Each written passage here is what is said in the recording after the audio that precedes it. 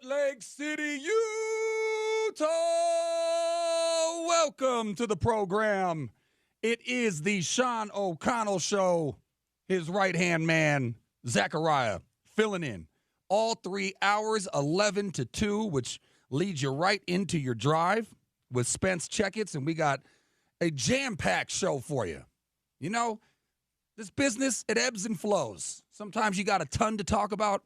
Sometimes there's not so much to talk about. This instance, there's a bunch to get to, and we will get to it. We got a great lineup for you. My guy, your guy, everybody's guy. If you want to be smarter about basketball and round ball, then Gordy Chiesa is the man to go to. And we will talk with him like we do twice a week here on these airwaves during the basketball season. And, of course, he's always going to have a list for us. Last week, or not last week, on Tuesday, it was the assist leader because Chris Paul passed Jason Kidd to be number 2. And as you should know, if you're a Jazz fan, number 1 is John Stockton. So we'll see what he has in store for us. That'll be at the bottom of this hour. And then Lynn Roberts, the newly minted LA Sparks head coach, as you know, former Utah women's head coach. She'll join me later. Belle Frazier, Salt Lake City Tribune, Utah Hockey Club beat writer. And then Bill Armstrong, Utah Hockey Club GM. We're going to have a little bit of a hockey hour, if you will, for the final hour. And so that is your guest list. I left one out, didn't I? Or did I? No, that's all the confirmed. We may have Okay. one other if OC can help us with the hookup. Yeah. In the 12 o'clock hour, we'll announce later. Yeah, if we're able to do that. But those 4 for sure. I know some of the listeners might be going, why no Utes guests here? Well, we didn't know that Devin Dampier was gonna We'll get commit to here, and we'd already a lot of these people, including Lynn Roberts and Bill Armstrong, we've been trying to get on for weeks, if not months here. So this just happens to be the day. But we'll talk in the non-interview segments plenty about the new quarterback up on the hill, Devin Dampier. Huge get, Zachariah. Absolutely. For sure. And that voice that you're listening to is James Peterson. He's behind the glass on the 1s and 2s. And if there's any Ute insider out there, anybody that covers the Utes, either newspaper, TV, radio, or whatever, and you want to call in, you can go ahead and call us, 877-353-0700. You can be our Utes host as we try to effort, and we're hoping or if for you're Eric a listener Weddle, and you fancy yourself an insider, we'll get your thoughts on the Dampier. There you go. the collective news. The collective listenership out there can come together and be our guests. The fans can be our guests. But, again, you can text in on the Dish Pros text line. That's 877-353-0700. And, again, if you want to be our insider for the day, you can call in 877-353-0700 as Devin Dampier. Now, I don't know if it's Dampier or Dampier because there was a basketball player named Eric Dampier, played for the Warriors and the Mavericks. It's Dampier. Dampier, okay. Yeah. So, Pier like San Francisco Pier, man. Yeah, no, I know, like but the wharf. No, but I hear what you're saying. One Some of our people guests do this week said Pierre. Oh, really? Yeah, not well, Pierre. and you got like Shane Battier with the IER ending. Yeah, exactly. That does the more French ending there. Exactly. So I hear what you're saying. We'll but figure I'm it out. I'm fairly sure certain it's Dampier. Dampier. Okay. Yeah. Well, we'll figure it out. I mean, I'm sure he'll tell us which way to say it. Yeah. The Utes kind of specialize in difficult to pronounce names. They really as do. we have a big Polynesian population. But, yeah, we'll figure it out. So, yeah, that's the big news for the Utes, and that's the poll question. I'm going to get to the main thing that most broadcasters are talking about, but as the home of the Utes, the only home the Utes have ever known here at ESPN 792.1 FM, we got to lead with that. So that's the poll question, is how confident are you in new Utes QB Devin Dampier? I have gone on and on about why there was 3 quarterbacks from the Utes in the transfer portal. I have talked about bringing in the new offensive coordinator and how the offense is going to look a lot different, and I think that a lot of Ute fans are happy about that because they haven't been happy about the offense over the past couple of seasons. But the question remains, how confident are you in new Utes quarterback Devin Dampier? Now, I checked out a lot of New Mexico highlights, and that guy is electric. But with electric, sometimes, first of all, you get worried, as we saw with Cam. When you run, you put yourself in danger of getting injured. So that's kind of a scare. And also, there's a little bit of inconsistency, I would say. As a runner, fantastic, and boy, can he scramble around in the pocket when the pocket breaks down. So that's going to be fun to watch. But at the same time, I think fans in general are torn between, do you want a guy like Peyton that drops back, takes, 5-step drop, steps up, finds the open receiver, boom, or do you want the kind of crazy electric stuff that you get from a Mike Vick or a Lamar Jackson or a Josh Allen or a Patrick Mahomes? I go back and forth with it myself because certainly it helps, if you're watching a quarterback that's more of a statue and he just falls flat, then you prefer the guy that can kind of bounce around like Bugs Bunny and get a first down or find an open receiver because the DBs can only cover for so long. So your options are let's go, new O, and new to the P4, too inconsistent. Now, we have to keep our poll questions and answers limited. You only get so many characters. So new to the P4, it used to be the Power 5 conferences. Now it's the Power 4. Rest in peace, Pac-12. So, he only has so many games. Now, the good news is when he did play Power 4 teams, he did very well. But he doesn't have a large sample size there. So, again, the question is, how confident are you in new Utes quarterback Devin Dampier? A, let's go, new O. B, new to the P4, too inconsistent. You can vote on that. At ESPN 700 is the station. They put up the poll, and then I retweeted it at Zach Sports, ZAK Sports. Give me a follow and go vote. And, of course, again, you can text in 877-353-0700. However, the opening segment of the Sean O'Connell Show with Zachariah filling in is brought to you by Alvy Armani. If you're having hair issues, gentlemen or ladies, maybe it's just thinning more than you'd like, let Alvy Armani help you out. Find them online at alvyarmani.com and tell them ESPN 700 and 92.1 FM sent you.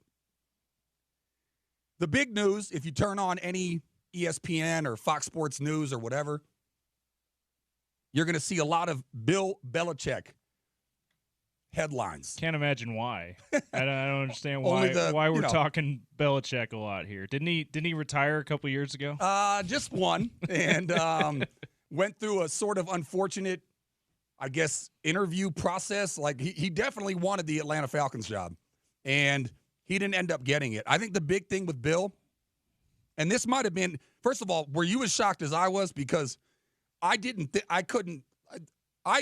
assumed that with isn't there already 4 fired coaches, or is it 3?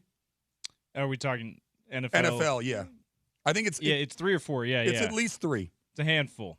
It's the Jets, the Saints. It might only be 4. I'm blanking on the other one, but anyways, there's a Eberflus, the Bears. Oh yeah, Bears. Yeah. So that's 3. And there might be 4, but at least 3. Yeah. We'll go with that. And that's just mid-season. Yeah. You know that, what do they call it? Black Friday or something? Monday. Black Monday. Yeah. That's when all the guys get canned. Day after the regular season. Yeah. And then also you got dead men walking like Doug Peterson. You think? In Jacksonville. Oh, you think? Oh, yeah. I can't imagine Doug Peterson survives this offseason. Yeah.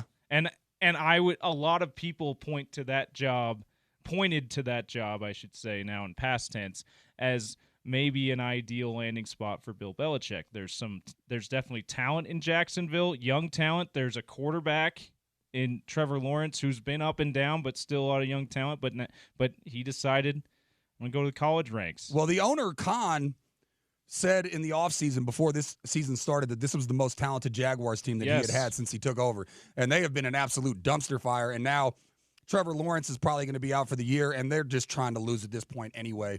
Yeah. And I guess with Trevor Lawrence being knocked out, that might give the ownership some pause in the front office to say, you know what, Doug, let's give you one more year. But it was already a lost season before that. So yeah. And there's a lot of other teams. I've even heard possibly Zach Taylor for Cincinnati might get canned. They've had a very one. disappointing season. McCarthy in Dallas yes, is another for one. sure. Anyway. He's on his last year. You would have thought, yes. I think you were starting to ask, were you surprised he decided to go to college with all these potential openings? Yeah, basically what I was getting at is I thought there was going to be a lot of openings and that he was going to get one of those NFL jobs. I am a bit surprised that he didn't wait till the end of the season where he had another chance to interview for some NFL jobs, especially given the fact that he's only 15 wins away from Scott Mitchell's old head coach Don Shula's NFL all-time regular wins record. Yeah. Well, he's like 11 if you count the playoffs, and he's like 26 or no, I forget. But the number I keep hearing is 15. Okay. But yeah, he's so close to that. Yep. So I think that he'll eventually. He wants that record. He'll eventually be back in the NFL. Yeah. But I was just surprised it's not going to be – he wasn't going to try as soon as next year. Yeah.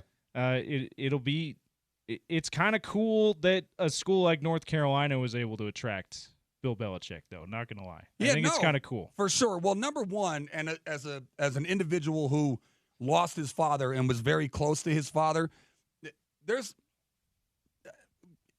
kids have – close connections with their mother as well. I mean, you're in their womb for nine months. Yeah.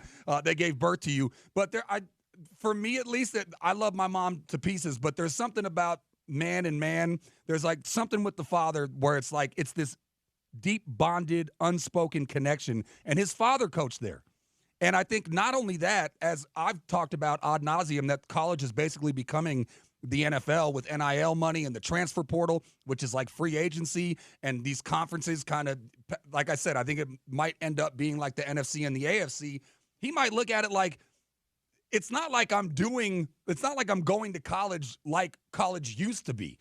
I'm going to college now where it's more like running an NFL franchise. As noted that we were watching earlier, Mike Lombardi is his GM. And Mike Lombardi doesn't have a college background. He has an NFL background. But basically, that's what it is. You have a GM now, and you have a head coach, and it's going to be structured like the NFL. So he probably doesn't think it's that much different than when he was at New England. Well, yeah, and he was the de facto GM basically his whole tenure with the Patriots too. So, yeah, I don't think this is going to be too steep a learning curve. Of course, there's going to be parts of the recruiting process that he's going to have to figure out and be a part of now, going in the proverbial living rooms, or literally going in the living rooms via Zoom or in person to convince parents and kids to come play for North Carolina and Chapel Bill, right? You've been seeing that. But yeah, Chapel Bill is the corny headline that everybody's the ESPN out corny there. headline. Instead of Chapel Hill, Chapel Bill. I get it. It's pretty good. Yeah, I guarantee you they make T-shirts out there. Oh yeah. Yeah. So there's going to be stuff like that he's going to have to learn that might take a minute for him to learn how to do that. There's but gonna also be some adjustment. Yeah. We know for covering a couple of programs up here, very closely with Utah and semi-closely with BYU, we know that it's the assistant coaches that do most of the recruiting anyway in the college ranks. So as long as he's got assistant coaches who know how to do that, who are charismatic enough, he'll be fine. He can be CEO, he can be football coach, who goes in and is the closer on some of these recruiting things. Yeah, for you sure. Know what I'm saying? Yeah, so and I think that he can do it. Yeah, and I think coming off Thanksgiving, I think he had a heavy dose of humble pie over this past year, especially, look, we all have egos. It just depends on how big your ego is. I would think that if I was a 6-time, 8-time, if you want to include his 2 rings as defensive coordinator for the Giants, so call him an 8-time Super Bowl champion, I'd feel some type of way about myself. And the fact that he didn't get any job when he wanted a job last offseason, maybe he looked at it and said, you know what, NFL, bleep off. You know what I mean?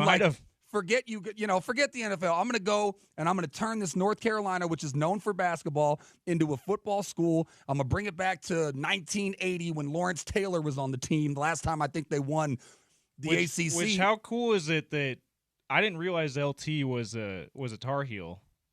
Way before my time. Don't let me pretend. But I'm not faking like I knew that. I know that over the past couple of days. You're like me. We've been hearing it over and over again on sports radio and sports television here.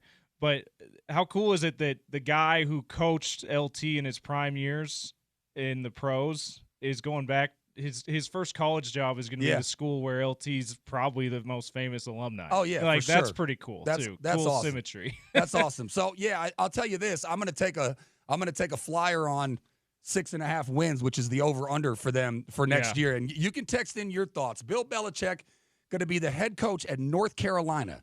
Kind of a mind blown situation. You can text in 877-353-0700. Yeah, look, there's going to be an adjustment period. I think he's going to surround himself with, in New England, the majority of his assistants did not go on to have success as head coaches. So I don't know how much he surrounded himself with great coaches so much as it was him as the puppet master and then kind of using them as puppets. And then when they tried to become the puppet master, they couldn't replicate it.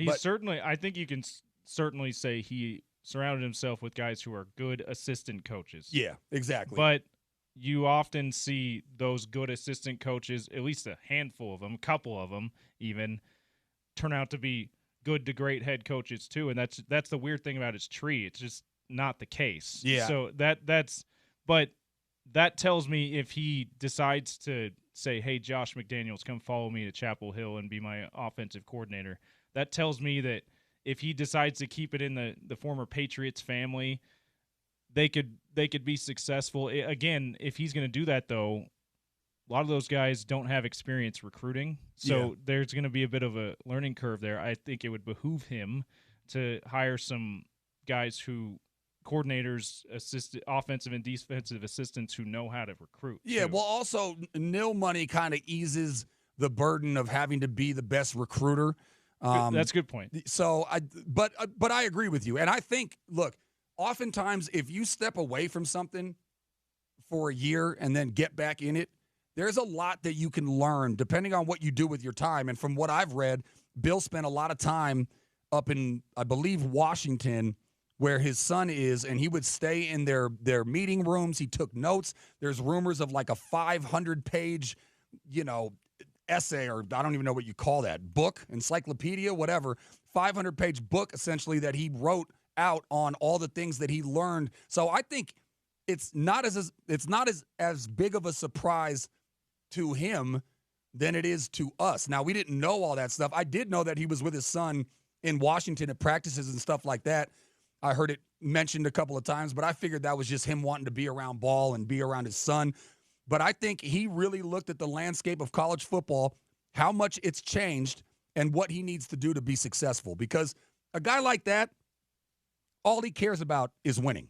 That's it, pretty much. So I think that he learned all the things that he needs to do to win, and I think he's going to hit the ground running. Now, do I think he's going to be in the college playoff first year? Probably not, but I would not be shocked if they were by year 3. And I would, look, over-under is at 6.5. I'm going to take a flyer on the over on that.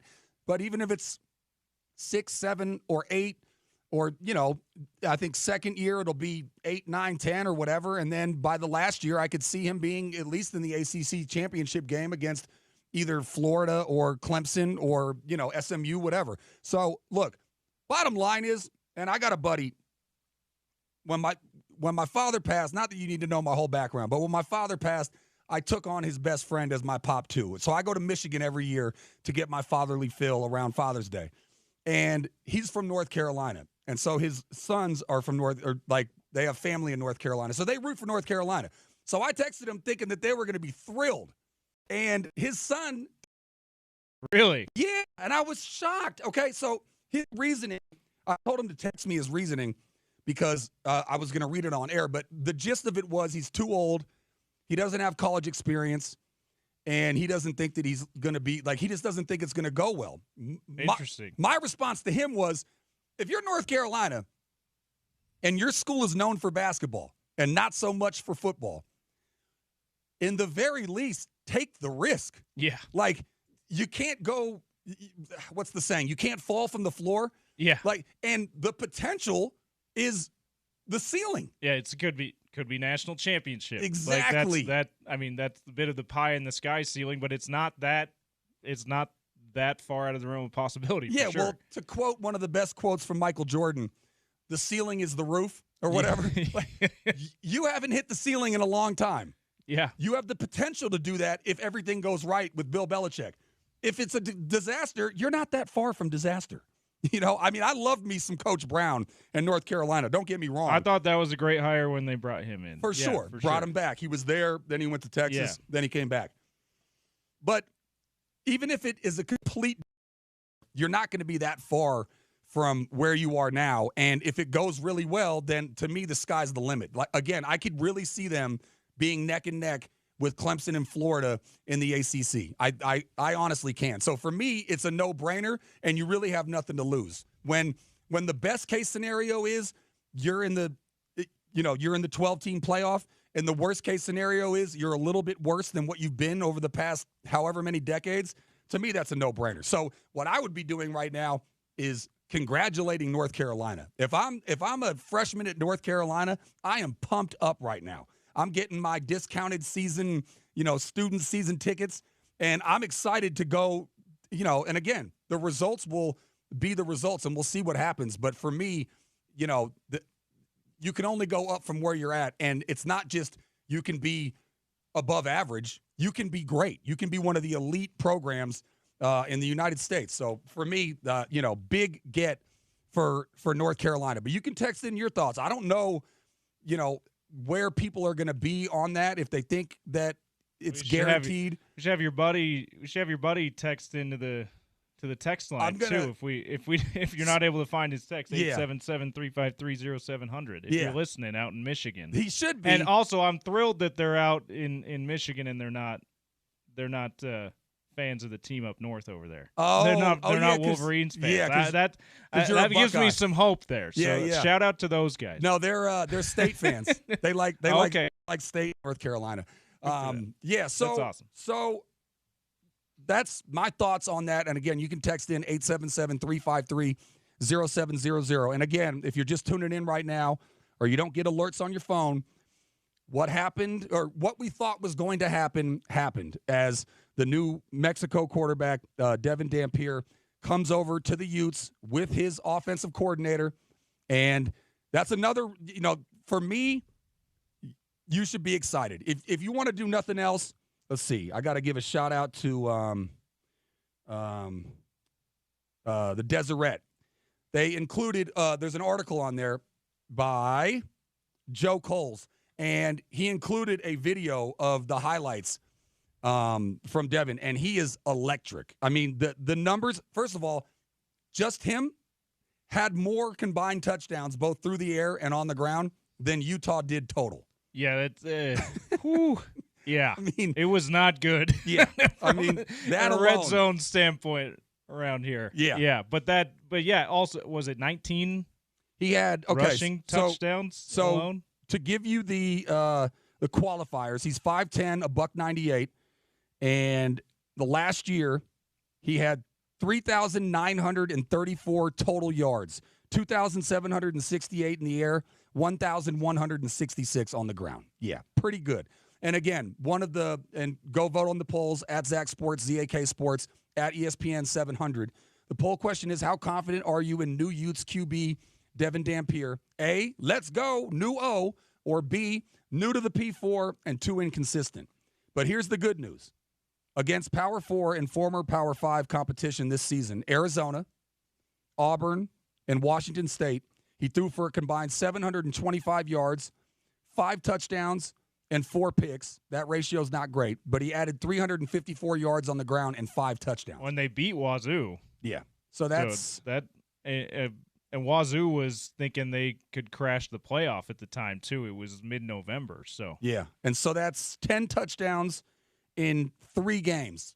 10 total touchdowns in 3 games. A little over 3 a pop, which Utah fans would sign up for in a second. There was another stat that I was going to read, because this is what you're hoping for. Defense, keep doing what you're doing. Yeah. Pick sixes, getting stops, all that stuff. Special teams, keep doing what you're doing, which is why it's so important that Coach Witt remained. But offensively, it's got to get better. And you got to hope with Dampier coming in, it will. Here's the stat. Utah featured one of the worst opponent-adjusted offensive success rates, according to Bill Rodzeski, who operates collegefootballdata.com. Even just a marginal offense that averaged 25 points per game, think 90th in the country, would have potentially given Utah 9 wins or more on the season. That's how bad the offense was.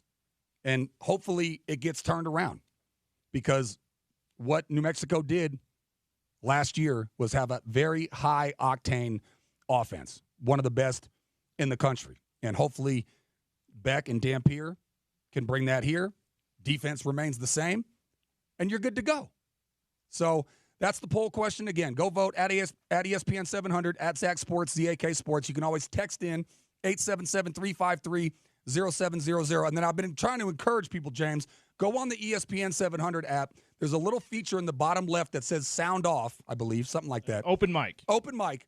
And all you got to do is hold it down and say how you feel. You can take a couple of takes if you mess up, and we'll play it live here on air. All right, coming up next, he's gold. He's basketball gold. Can't wait to see what he has for a list at the end of it. We'll ask him some NBA questions.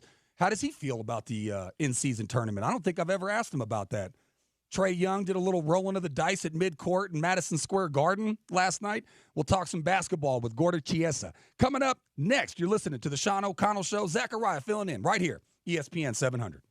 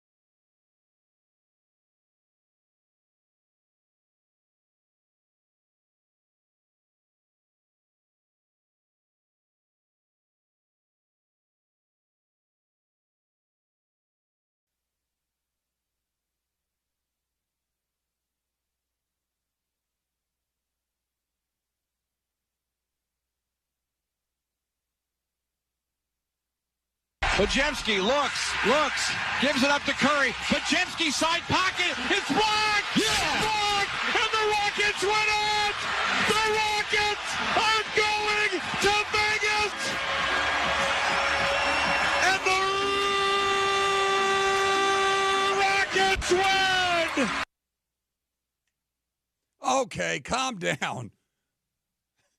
This isn't 1993 and 4 when Akeem the Dream and Clyde Drexler and Kenny, good old Kenny from inside the NBA. Relax, broadcast. I mean, I'm all for enthusiasm. Just look at how I start the show with my screaming Salt Lake City, Utah. You know what I mean? I get the enthusiasm. I appreciate the energy. But goodness gracious, you would have thought that was Game 7 of the NBA Finals. You didn't even win the cup either. You just got to the championship of the cup. All right. Anyways, look, I'm not going to knock it. I'd rather you do that than have a very mundane call. I'll put it like that. But that was the final play of last night's Rockets win over the Warriors in the NBA Cup quarterfinals, courtesy of Sports Talk 790. Welcome back to the program. It is the Sean O'Connell Show. Zachariah filling in right here, ESPN 700. Coming up at about 11:45, something like that. We'll do fun in the 40s and the 50s. We call it the fifths. And that's why I go around the wacky world of sports, because it is never ending. One athlete or one coach or one owner or one something will give you something crazy to talk about. So that's why we do that, to kind of close out the hour on a light note. But right now, let's get smarter. Let's talk some basketball. It's the one, the only, Gordy Chiesa. Gordy, how are you, sir?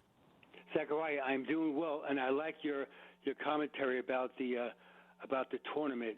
That it's really been interesting how the players have really embraced it, and so is the media, and so is the fans.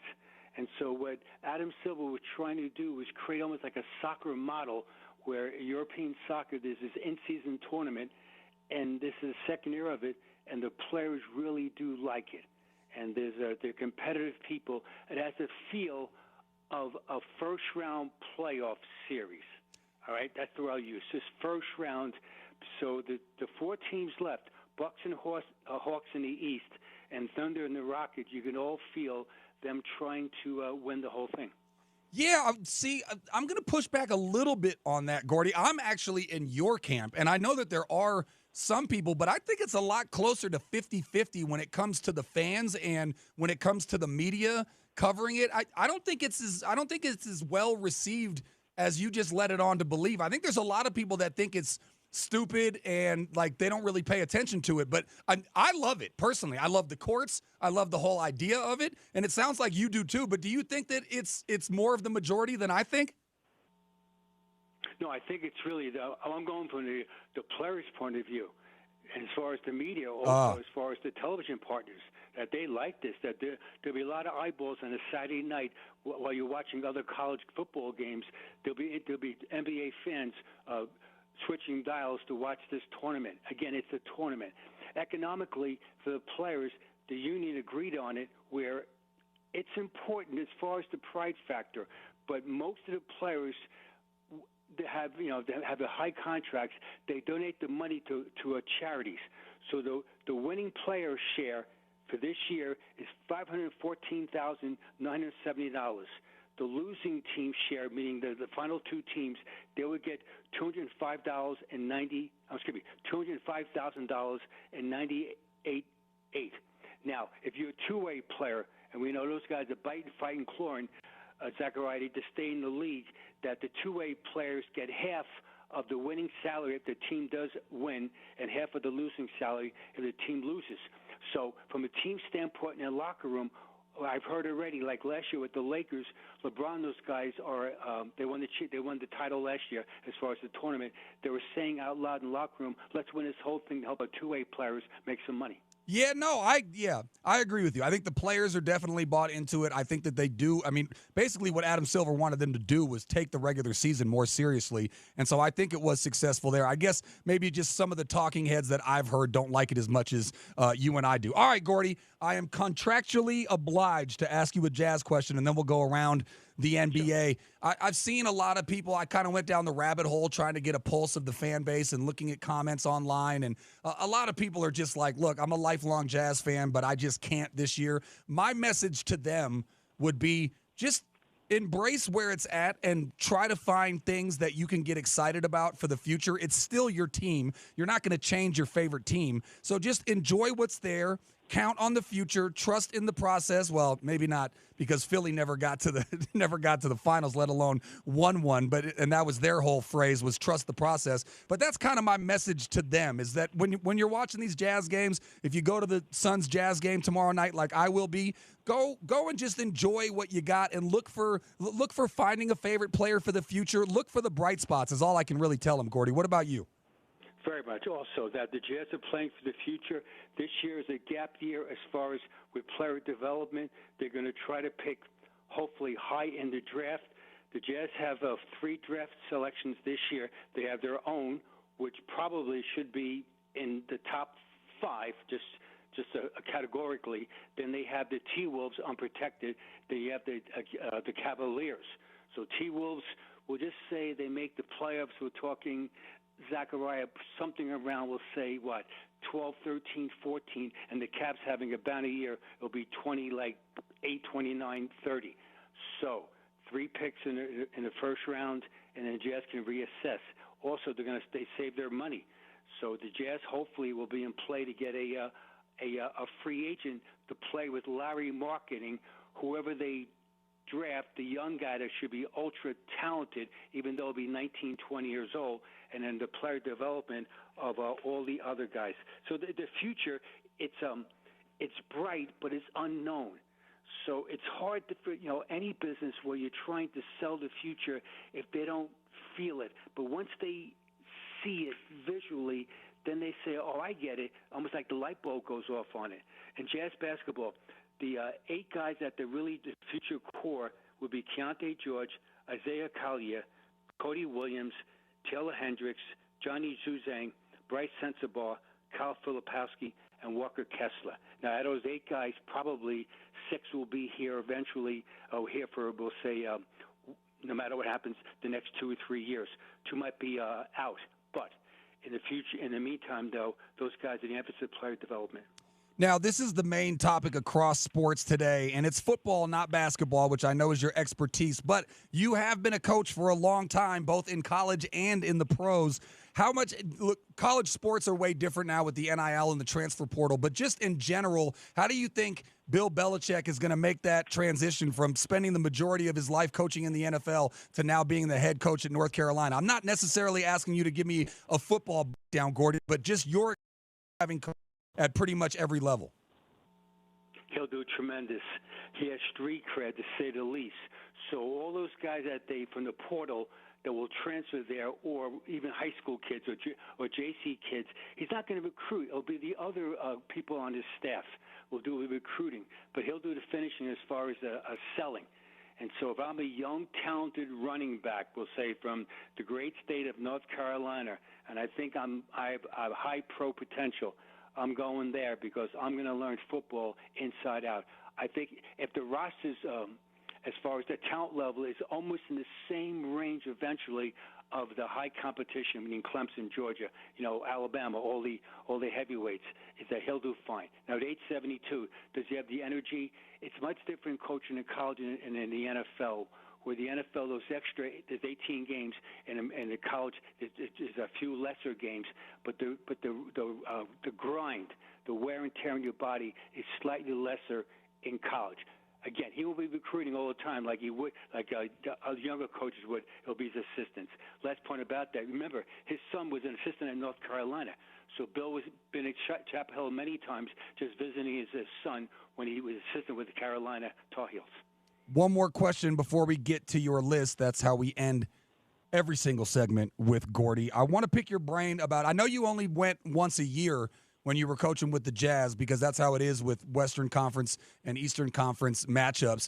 But when you went to the Garden, Gordy, did players really raise their game that much? I subscribe to you should try 110% every single time you do anything, but it seems like players, and I'm talking about Trae Young in this instance, but it's not just Trae Young. It's when Michael Jordan went to the Garden. It's when anybody goes to the Garden. Steph Curry. They always seem to have this electric, magnetic sort of performance because they're playing in the Mecca. Did you notice that when you were coaching?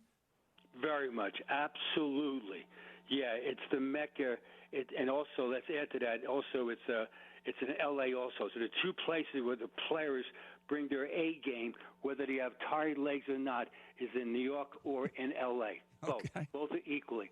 Part of it is also because of all around you is celebrities, and so when you're an elite player, you want to show people of other professions the top of their game. Oh, by the way, so am I.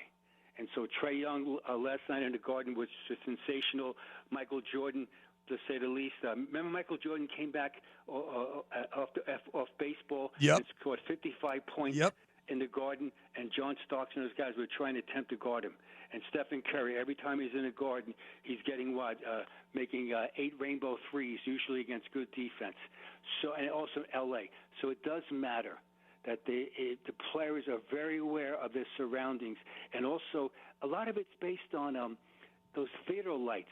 The Garden was the first one in the NBA to have lights like the theater lights where all the lights are turned off, and so the arena had a darkness about it, around it. And that's the same thing in L.A. also. So it's almost like a performance. So, Zachariah, it's almost like besides playing the game, it's almost like you're entertaining people with my performance. Yeah, that's interesting. Yeah, the old double nickel. All right, Gordy, I had to, face palm myself because after we did our interview, I saw that Chris Paul had passed Jason Kidd. So, of course, that's why you did your list. Gordy, you don't do anything without a reason. So what's the list today? What do you got for us? Yeah, that's exactly right. So the list today was last Saturday night, Nikola Jokic, who we all love, Denver Nuggets, scored 56 points. And that was the second time in his career of his 50-point-plus regular season game. So my list today is the NBA career leaders in most 50-plus point regular season games. Okay. I cut it off at 10. Okay. Here we go. All right. Number 10 with 50 points or more in a game, Allen Iverson with 11. Oh, by the way, Hall of Fame. Number 9 all-time, right on cue. We just talked about him a second ago. Stephen Curry, future Hall of Famer, scored 50 points or more 13 times. Number 7 tied. Rick Barry and LeBron James are tied for 7th place. They scored 50 or more 14 times in their career. Number 6, the pride of Oakland, California, and also Weber State University, future Hall of Famer Damian Lillard has done it 15 times, 50 points or more in a regular season game. Number 5, this guy was the first ever acrobatic leaper in the NBA back in the late 50s and the 60s. Now, Zachariah, are you sitting down right now and you're sitting down? Yes, I'm sitting down. Can I guess number 1? Yeah, guess, please. I feel like every time I read anything about the history of basketball, because I don't want to call him selfish, but I'm going to call him selfish. Every time I see any stat crazy thing, it's always Wilt the Stilt. Is that number 1? That's correct. Wilt Chamberlain, Hall of Famer. He did it 118 times. 118 times. 50 God, the next closest is 31? Yeah, so 87 more than Michael Jordan in 2nd place. So, again, man. I'm old enough. I seen Wilt play live 25 times in my life. Wow. And I seen him play live. And I know, he was a little different. Okay, I say different personality, but he was unbelievable athletic, and he was so strong, and he had all these moves and dunks and finger rolls, et cetera, et cetera. So help me out. In jazz basketball. Help me out, Gordy. So you saw him play live. And from everything that I've read, it was always Bill Russell was the winner. Wilt Chamberlain was always the guy that wore like the mink coats and, slept with 20,000 women. And he was always like, I didn't one time he wanted to lead the lead in assists. So he didn't shoot for a whole season. Why was he such an enigma? Okay, because when you're that talented and that gifted, it's the David versus Goliath syndrome.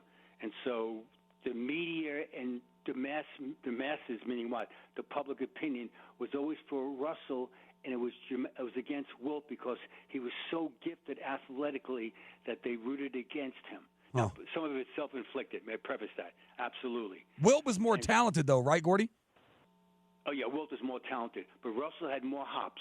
I mean, Bill Russell was an incredible shot block. See, with Bill Russell, they don't realize that he wouldn't score until the fourth quarter, then he'd score.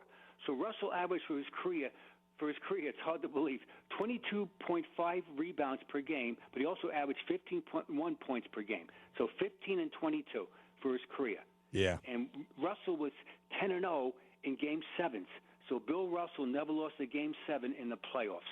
And again, when you're an elite of the elite of the elite, that's how you're judged. In Jazz basketball, 50 points or more, there's two players of note.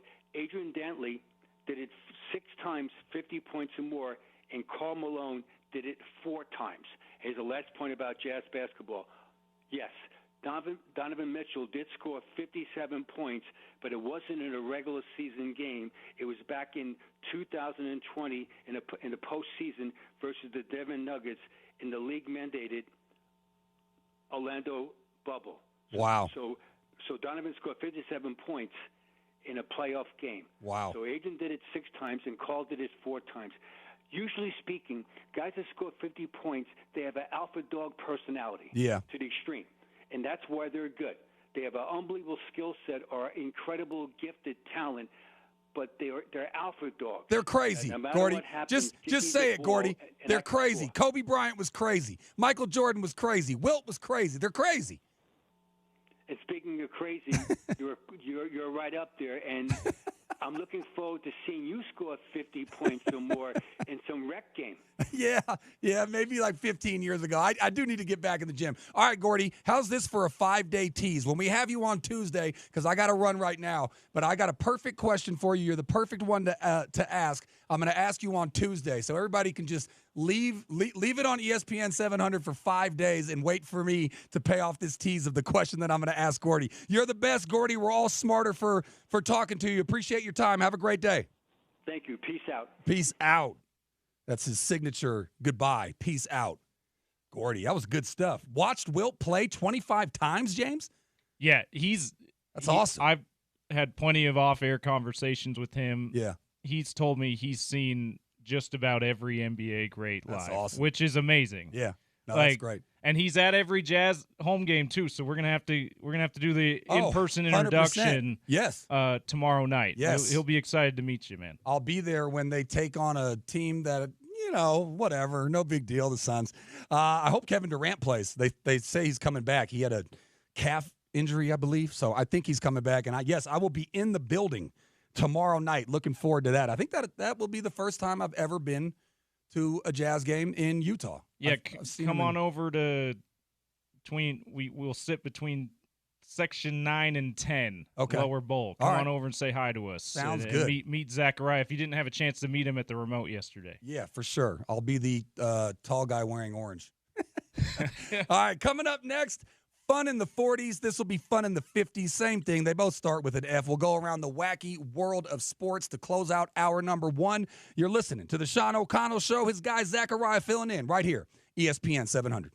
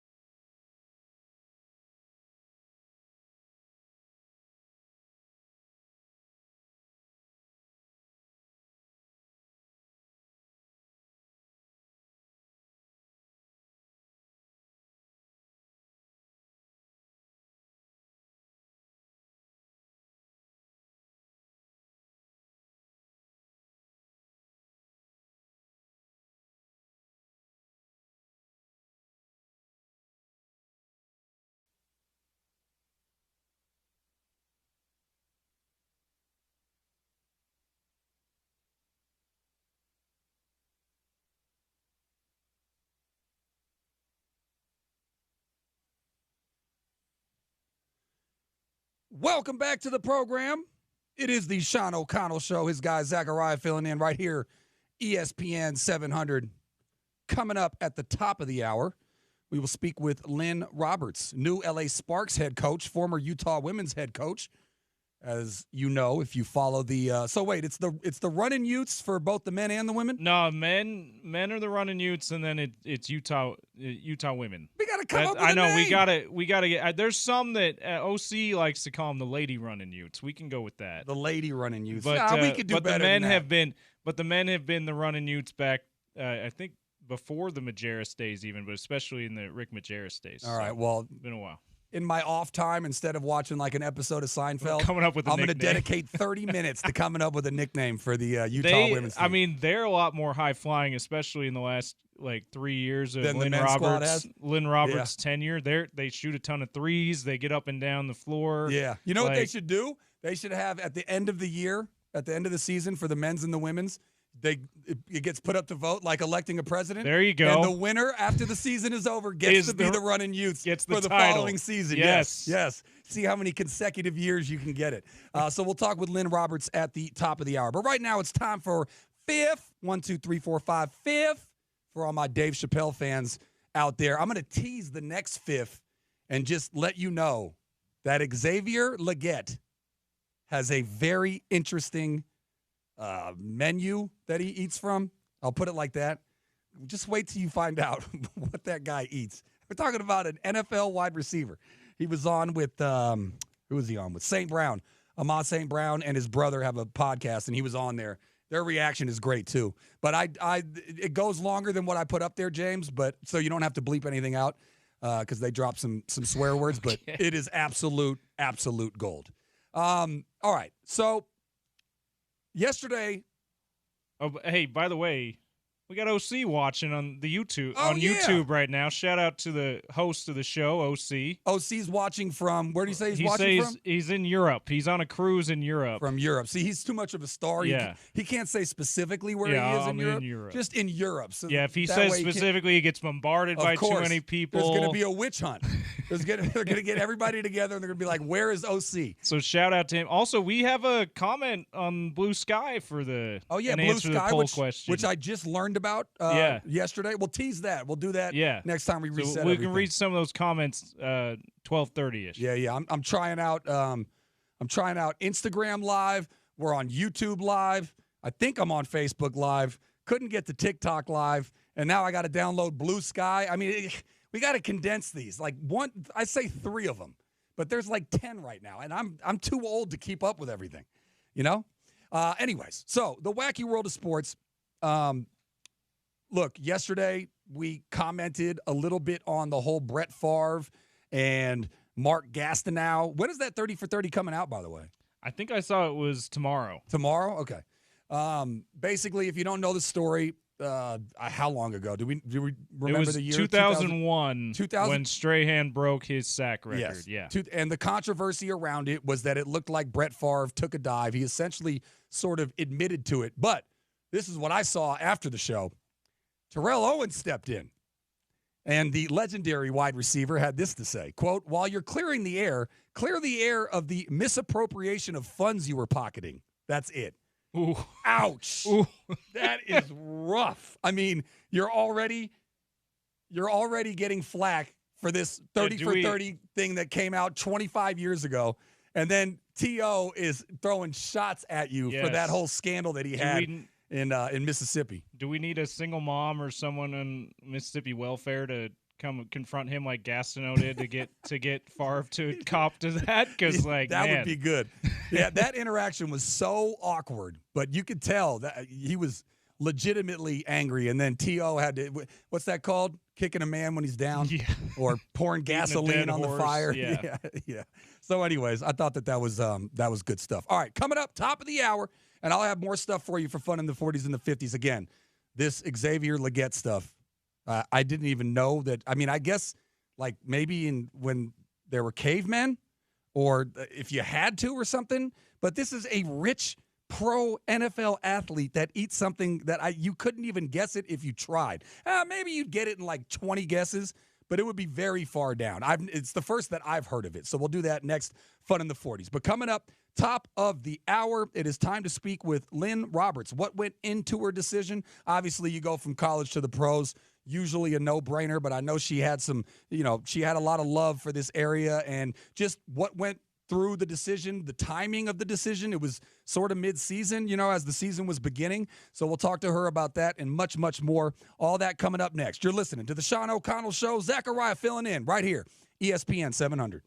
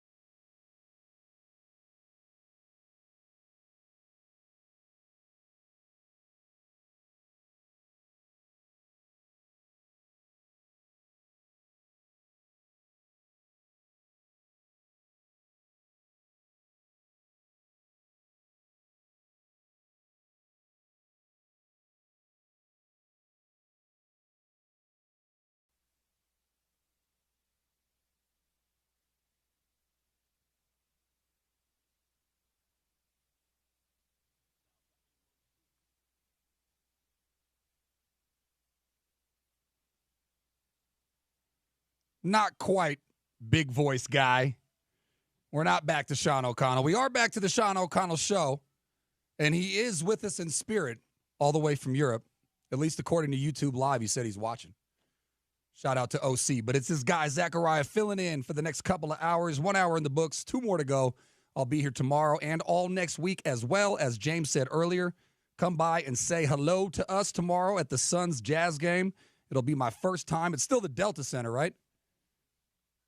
Yeah, still Delta Center. Okay, they cool. newly renamed it the Delta Center. All right, even. Sounds good. Coming up at the bottom of the hour, we will get back to what we did at the top of the show. The big news, obviously, Bill Belichick, head coach at North Carolina.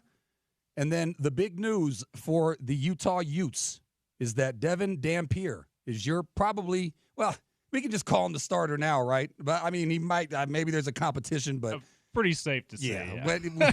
When you went to New Mexico last year and your offensive coordinator went to Utah and then you transferred to Utah, you're probably going to be the starter. So that's some major news in terms of that. But right now, it is an absolute pleasure to be joined by Lynn Roberts, new LA Sparks head coach, former Utah women's head coach. Lynn, how are you? Thank you for joining me. I'm doing great. I appreciate you having me on. Yeah, good to be back on here. Yeah, 100%. It's a pleasure. And, James and I were talking about in the last segment, you got the running Utes for the Utah men's team. How come we haven't come up with a nice slogan for the women? It's a good question. I actually advocated that we should be the shooting Utes. Ooh, there we go. Yeah, I know, but no one jumped on. So I appreciate your endorsement. I liked it. Yeah, absolutely. But now I don't really get a vote. No, I'm going to push that because I told James instead of watching a Seinfeld episode, I'm going to dedicate 30 minutes out of my day, and I'm going to think of a name. But I don't know if I could do better than shooting Utes. Right? That's pretty good. Yeah, I like it a lot. All right, well, let's talk about this. First of all, congratulations. Obviously, a big-time promotion. I know you loved Utah a whole bunch, but anytime you get to step into – they're calling it the W now, right? We're dropping the NBA. It's just the W. I think either way, but those that are in it, it's very commonly the W. Yeah. Okay. So congratulations on that. How exactly did that all come about? Had you had sort of feelers in the water before, and this was the opportunity that you actually wanted to jump to? Was this the first time that you had the opportunity to get to the W? What exactly went into you taking the job? Yeah, I'm a competitor at heart, and I love University of Utah, and I have always in my career, wherever I've been 2 feet in, fully present, nose down, work my tail off, be present. And so did I have feelers out there? No. But, did I watch the WNBA and think as a competitor and as a coach, like, man, that'd be fun to get to that level someday? Of course. But, was I looking to make a jump to the WNBA? No, I wasn't. And I had been reached out to a couple times, in the past, just recent past, for some opportunities, and it just didn't feel right, and wasn't the right timing and all of that. And the crazy thing with coaching is, as a profession, is there's so much change and all of that, and you just kind of have to, in my opinion, have to be where you're at. And if an opportunity presents itself, look at it with eyes wide open and all the pluses and minuses and all the things. And the Sparks called, and their GM I had a previous relationship with. She was a coach that I've known for a long time. So there was already kind of a trust factor, and we just talked, and she expressed their interest, and we just had a lot of conversations, and it all kind of went from there. So it wasn't something I was looking for, but it's certainly an opportunity that came to me, and I jumped on it. Yeah, 100%. I don't think anybody can be upset about you, taking advantage of a fantastic opportunity. But talk to me about the timing. Having to do it after the season had started, were there conversations prior to that? Was that something that you let your team know and your coaching staff know that it was a possibility that it was going to go down like this in terms of the timing? No, the timing was unfortunate, unlucky, and just kind of the nature of the the WNBA season doesn't end until September, October. Yeah. And so, if a coaching position is going to open up in the W, it's going to be in September or October. And so, in the college, we're already 6 weeks in by then. And so there's really no way to avoid it. It's really unfortunate. And that was the part that was the hardest for me to kind of wrap my head around. No, I didn't have, it all kind of happened rather quickly in terms of once I kind of said, yeah, I'm interested in talking more, learning more. It all kind of went pretty fast. And so there wasn't any sort of, preemptive, like, hey, heads up, this might be coming to staff or players. I'm proud of the Utah program. I poured my heart and soul into that place for a decade, and I still feel very connected to it. And so it was really hard. Those players in the locker room, that was one of the hardest locker rooms. I've been in some tough ones, and that was a hard one to tell them what was going on. And, but it's part of it. And at the end of the day, it's a job. It's not a personal thing, but that was difficult. Speaking with Lynn Roberts, new LA Sparks head coach, and unfortunately for Salt Lake, former Utah women's head coach. Tell the Shootin' Ute fans out there, Lynn, tell them why Gavin Peterson is the right person to succeed you in Utah. Oh, he's the man. And that's not, when I met with Charmel Green and Mark Harlan, they beat me to it. I was going to say, like, he deserves this. And they both said, like, we need Gavin. Everybody in the athletic department knows that was the right decision. He worked with me at Pacific for 2 years. And so this was our 12th year coaching together. And he's had a lot of opportunities in the past to maybe take a mid-major job, a head job. But he was invested here. His wife and kids are happy here. He loves the U, and he bought in, and he was a huge part. We kind of, the last few years we've kind of co-coached the thing, and he was ready, and I knew that this might be my last year with him anyway, because he's just, every year he gets pursued more and more. He has such an incredible reputation in women's basketball nationally. And so he's the guy. There's no other option, and he's going to take it farther than I ever could. Love that you called it the U. I don't think we have many Miami fans listening, but I love that you just said it the U, like, Utah is the U. Yeah, heck yeah, it is. I like that. They're actually going to play each other in football in like a few years, so it's going to be the battle of the U. I think the winner's going to be able to take it with them. So, okay. Well, their hand signal too is not really a U. Let's be honest. Ours is actually a U. Theirs is like a bird wave. So let's. Yeah, they got wings on their U. That's true. Yeah, all this right. is not a U. They don't get to claim it. It's ours. I got you. All right, fair enough. Speaking of that coaching staff, none of them have followed you to L.A. Do I add a yet to that, or do you expect to build your own staff and leave Gavin to the rest of the staff that you had here?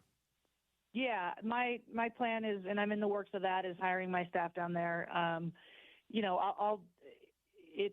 The plan is for the Utah guys to stay at Utah, and I think that's the right decision. And my building of a staff down there will be with some WNBA experience and just kind of a different fabric of what that will look like.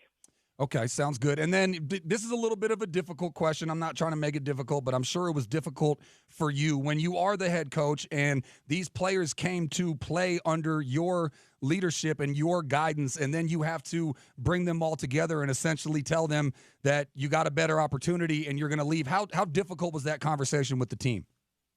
It was very hard, and that was the one thing that was while everything about this situation in LA, from the ownership group to my conversations with the GM and what they're building and how they're investing and the WNBA and where that league is at right now, everything pointed to where it felt right. And I didn't have any red flags, and it was, and that's just kind of how sometimes career opportunities go. You look at them objectively, and this one was just like, man, this is an unbelievable opportunity. The one thing that was in the back of my head was what you just said about the current roster at Utah. And I've known those kids, some of them since they were 14, 15, and I know their families. And that part's hard. It's really hard. And, there were tears, and it was hard. But I'm still in their corner, and I've watched every game, and I stopped by practice the other day just to give them hugs. And nice. Utah, Mark Harlan, Charmel, they've been unbelievably supportive. in terms of, understanding why I did this, and they have just been incredible. And so the athletic department's in great hands. And but yeah, man, that was tough. That was tough. Yeah, I'm sure it made it a little bit easier based on how glowingly you just spoke about Gavin and how the team's playing under them. Your thoughts on how they perform since you left, 8-2 in non-conference play, upset number 3 Notre Dame Thanksgiving weekend. What have you been? I'm sure you're watching as much of them as you can outside of focusing on your LA Sparks duties. But how have you felt about how the team's played? Man, they don't need me. Look at them. They're doing great. Oh, don't go too far. They don't need me. Yeah. They don't need. They're doing good. They've got a great veteran group with Gianna Neepkins and Jenna Johnson and Kennedy McQueen and Ines Vieira and Maddie Wilkie. And, those guys have played a lot of games, high-quality games, big games. They know what it takes to win. They know the pain of losing those games. They're going to be just fine. They have the potential to make a deep run in the NCAA tournament. And, Gavin's going to get them there, I have no doubt. They're doing just fine. Yeah. Well, it's good to see, but what's up with not being ranked? How many teams beat a top 3 team and not make the top 25? I know. It's dumb. But Rodney Dangerfield out here. No respect. No respect. Yes. So that's pretty. We're pretty used to that. I think at the University of Utah, at the U, if you will, and I will. The national respect. Sometimes you got to earn more than others, which can get on your nerves if you focus on it. But it also can create a really good chip on your shoulder to prove people wrong. And I think that's where the teams embrace. It doesn't really matter. Top 25 is just kind of popularity contest. I don't know how many people actually put the work in to actually research, or they just kind of regurgitate the names they know. My opinion is the latter. So it doesn't matter. What matters is net ranking, quality of wins, get the highest seed you can in the NCAA tournament, and then they'll know who you are when it's all said and done. All right, let's turn the page here to your new gig and just the WNBA, the W in general. A lot more eyes on the W last year. Obviously, a lot of people point to that not only Caitlin Clark, but also Angel Reese, and then the little bit of the feuding that went back and forth, and some of the I don't want to call them elder statesmen, but, let's call them veterans in the league, a little bit upset that all of a sudden they're getting all the eyeballs when, they've been playing a fantastic brand of basketball, specifically, somebody like Diana Taurasi, and other players that were a little irritated that now all of a sudden they were getting all this attention, and it was mainly because of Caitlin Clark and what she did at Iowa in college as well. What are your thoughts on that whole situation? For me, I don't care how you go about getting more ratings and more money, and now they don't have to fly, coach when they go to games. For me, however you get there, it's a good thing. But what are your thoughts on that whole thing in terms of how that all went down last year? Yeah, I think I think a lot of the storm about all of that and the chatter was kind of media created. I think it made for a good story. I think you're exactly right. Players in the W are grateful that, there's more eyes on it, that they're chartering planes, that there's more fans. It's going to mean, more TV money potentially, and all the things that are going to trickle down and help every player. So I think some of that from players, maybe being a little salty about, oh, now we're watching. I think that was taken out of context. The ones that I, have talked to, I think they're all grateful, to your point. It's just kind of, I think there's just a little bit of maybe chuckling, well, now we're noticing, we've been here for a while. Yeah. We're pretty good. So, but I don't think there's really a story there. I think it was kind of, overblown. It made for a good story. Yeah. Yeah, I got you. All right. Well, let's now talk about your team, the LA Sparks. You're going to be playing. Is it Staples now? Or is it like Crypto or something? Crypto, yeah, we play at Crypto. I don't know about you, Lynn. I don't change the names. It'll always be Wrigley Field. I don't think that's gotten changed. But all the stadiums when I was growing up, that's what I call it. So I'm still going to call it Staples. But anyways. You're fine. I don't know what you're talking about. Yeah, exactly. We will be playing there. So talk to me about your new team. Just how much did you watch them prior to getting the job? How much film have you soaked up? Free agents, drafts, stuff like that. How are you feeling about this team going into the new year? I'm excited. I really am. In the WNBA, there's 13 teams now, but there was 12, which means 144 players. It's it's the hardest professional league to make a team, and then even harder to actually get in a rotation and play. It's just so competitive. And so there's no team that's, a cellar dweller. The Sparks did not have a good season last year. We had some injuries and all the things, but we're poised with a really good young core group. We have De'Erica Hamby, who's an all-star. She broke last year the Sparks single-season scoring record. When there's been some, Lisa Leslie, and there's been some great players through there. Candace Parker, and so she's a stud. We got Cameron Brink out of Stanford. I'm very familiar with her. Rakia Jackson, she averaged 12.5 as a rookie last year, made the all-rookie team. And then I'm learning a lot about free agency and trades and the draft and all of that. So our roster is not complete.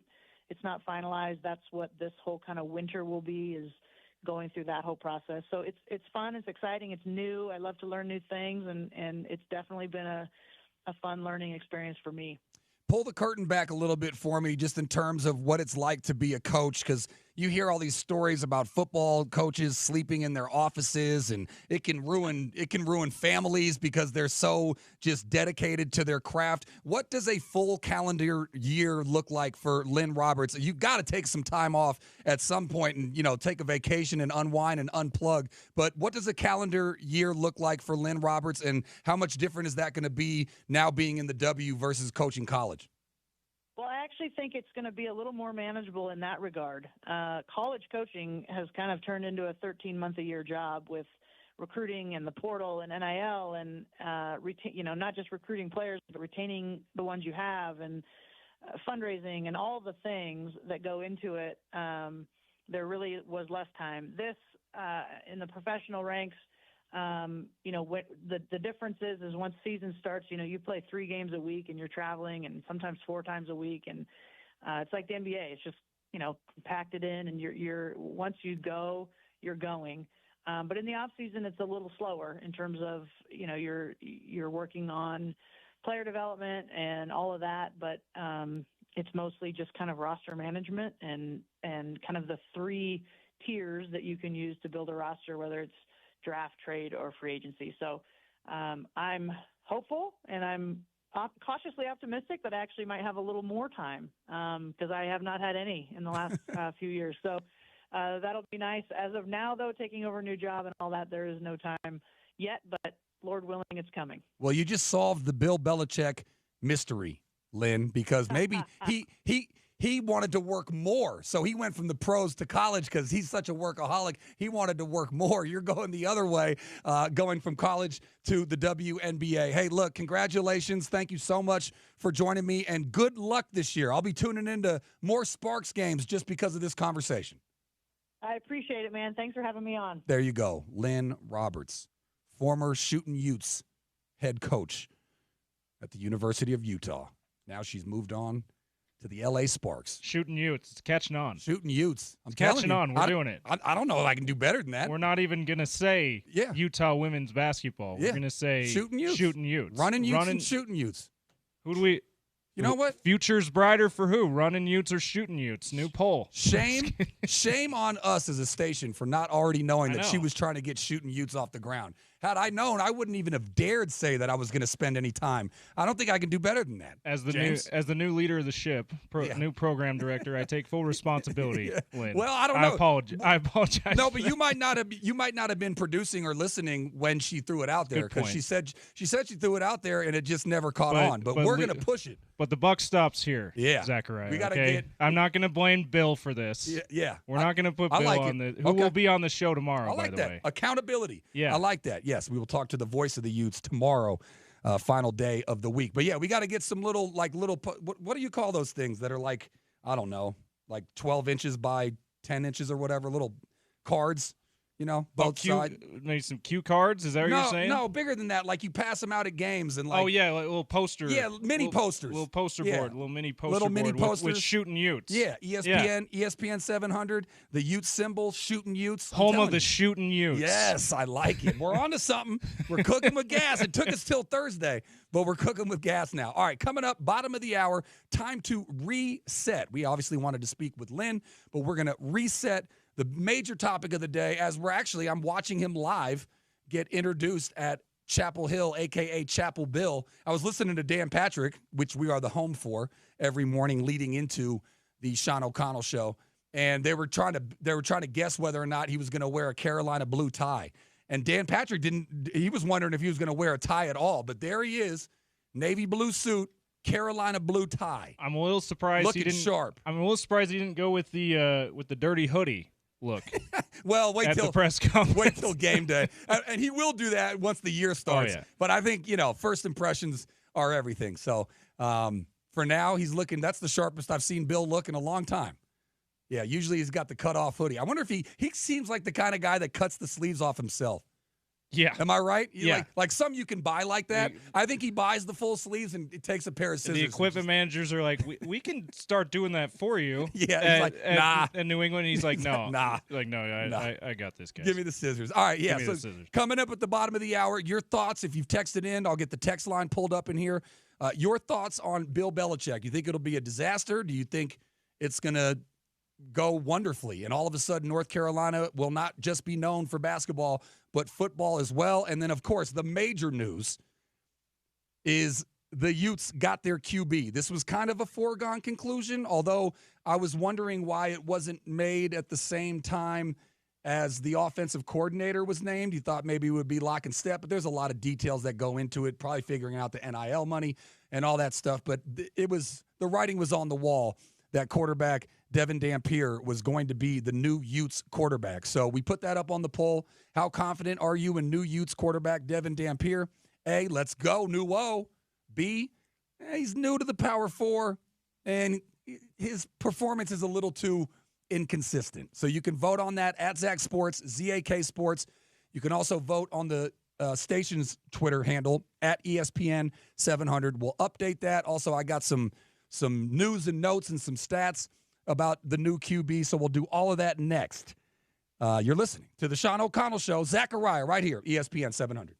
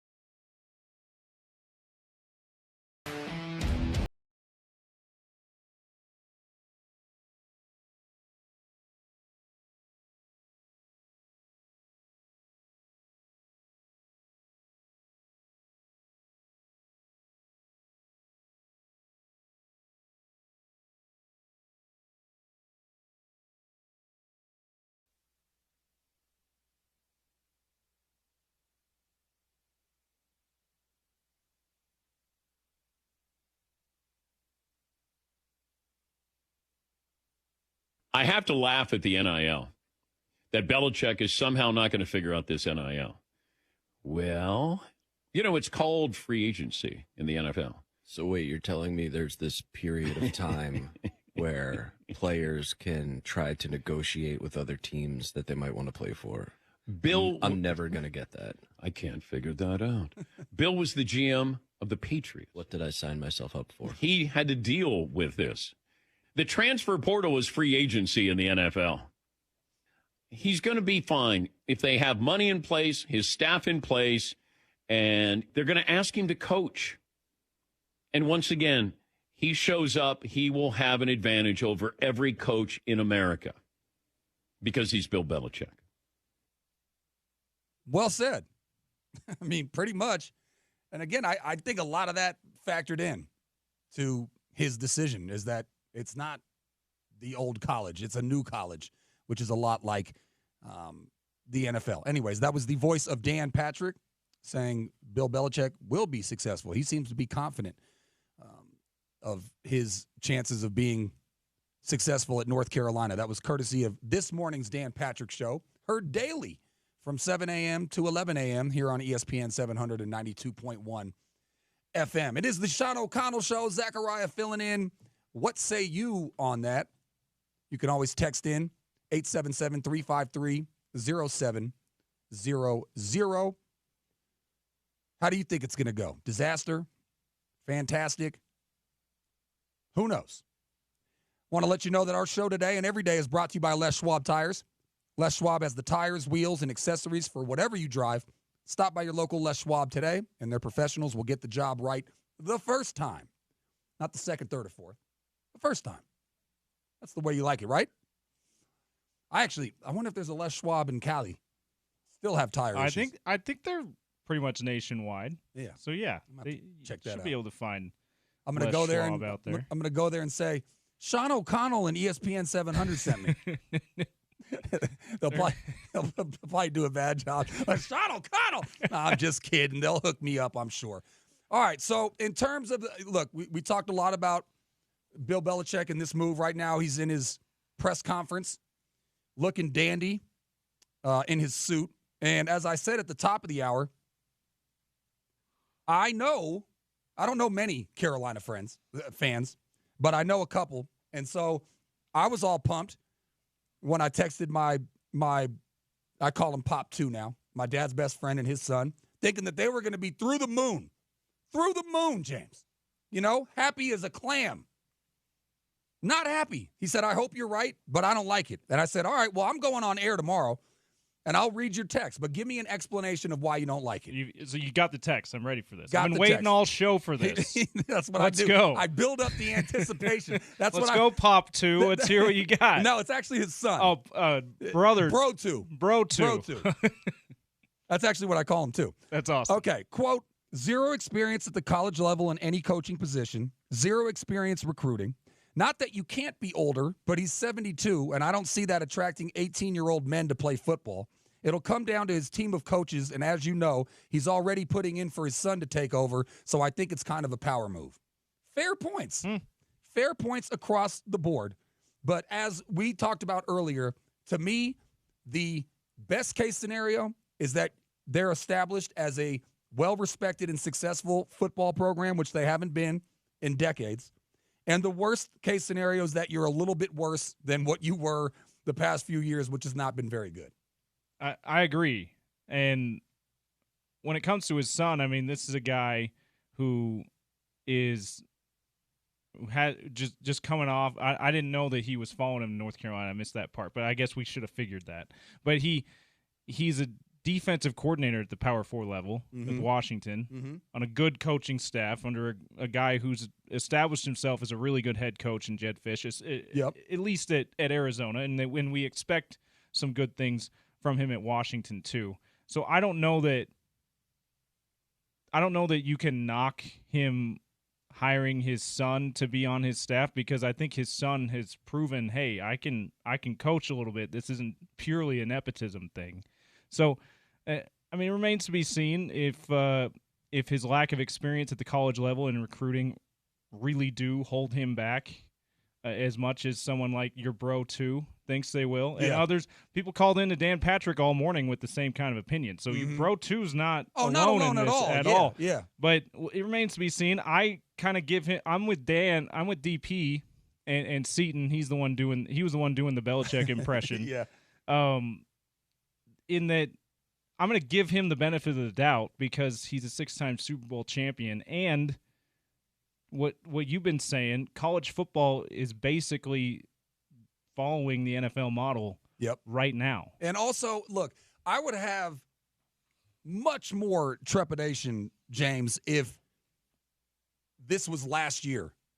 He was coming off a couple of down years with New England, and he was stepping right in. I think a huge part of this, which I don't know, I haven't been able, because I've been working on the show and now I'm doing a show, so I haven't been able to hear much of the reaction. I did listen to DP on the way over, but I would have much more trepidation if he was going straight into it. The fact that he spent a year, basically, I mean, he's doing his ESPN media thing, but he spent the bulk of his time watching his son operate in a P4 conference, sitting in on meetings, watching the practices, seeing how recruiting goes down, and apparently he wrote a 400 to 500 page, encyclopedia on all the stuff that he learned and what his game. He's not going in here just blind. Yeah, he's done his homework. Exactly. And there is no person, if I was in a bind and I was in college, and I would never do this because it's wrong, but I needed somebody to research and write a paper for me,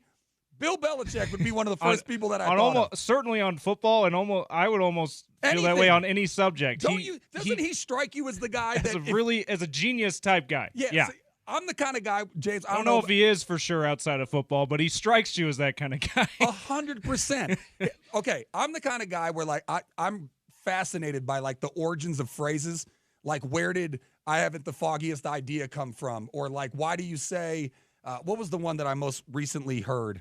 I was just on the phone with my friend. We were talking about it. It was something about a belt, but basically the origin of it tightening my belt. No, it was the whole 9 yards. Oh yeah. And I was like, where did that come from? Where it comes from is in the military, the fighter pilots, the length of their ammunition belt was 9 yards. Okay. So it was firing all the rounds. Exactly. If you were in a huge battle, you use the whole 9 yards of your ammunition belt. Anyways, that makes sense. But I'm the kind of guy where that's enough for me.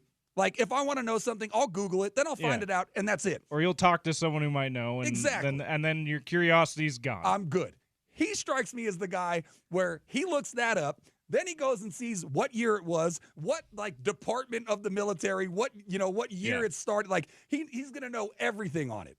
So I think that he spent this year getting ready for this. And so it makes me a lot less surprised, and it should make a lot of the public less surprised that he didn't wait until after the NFL season was over, because I think that was the biggest reaction was, but he's got to do it now because the portal opened on Monday. Yeah. So he's got to get to work if he's going to do it. It's like what we just talked about with Lynn Roberts, which was amazing getting Lynn back on the show today. She was Shout great. out to Sparks PR. She was great. My guy Joshua and Sparks PR arranging that for us. We love Lynn and grateful to have another opportunity to talk to her. And she always has a home here, by the way, on ESPN 700. Of course. But it was a lot like what she said about she had to leave her team here up on the hill 2 weeks into their season, and how if you're going to take a WNBA job straight from a college job, you just have to do that. Yep. The timing, you're going to have to leave in the middle of the season because those jobs don't open up till the season's over, which is September in the WNBA. So it's a lot like that, where it's like if Bill is serious about joining the college ranks, which obviously he is because he's now the head coach of North Carolina. Yeah. He couldn't wait till the NFL season was over, because then he'd be way behind in transfers, getting guys in the transfer portal, and obviously from the high school ranks in recruiting. So this was the time he kind of had to do it. So he had to make a serious decision. Do I forego a chance to go back to the NFL, at least in the short term, to do this, or do I decide against this very real opportunity to join the college ranks because I want to wait on an NFL job?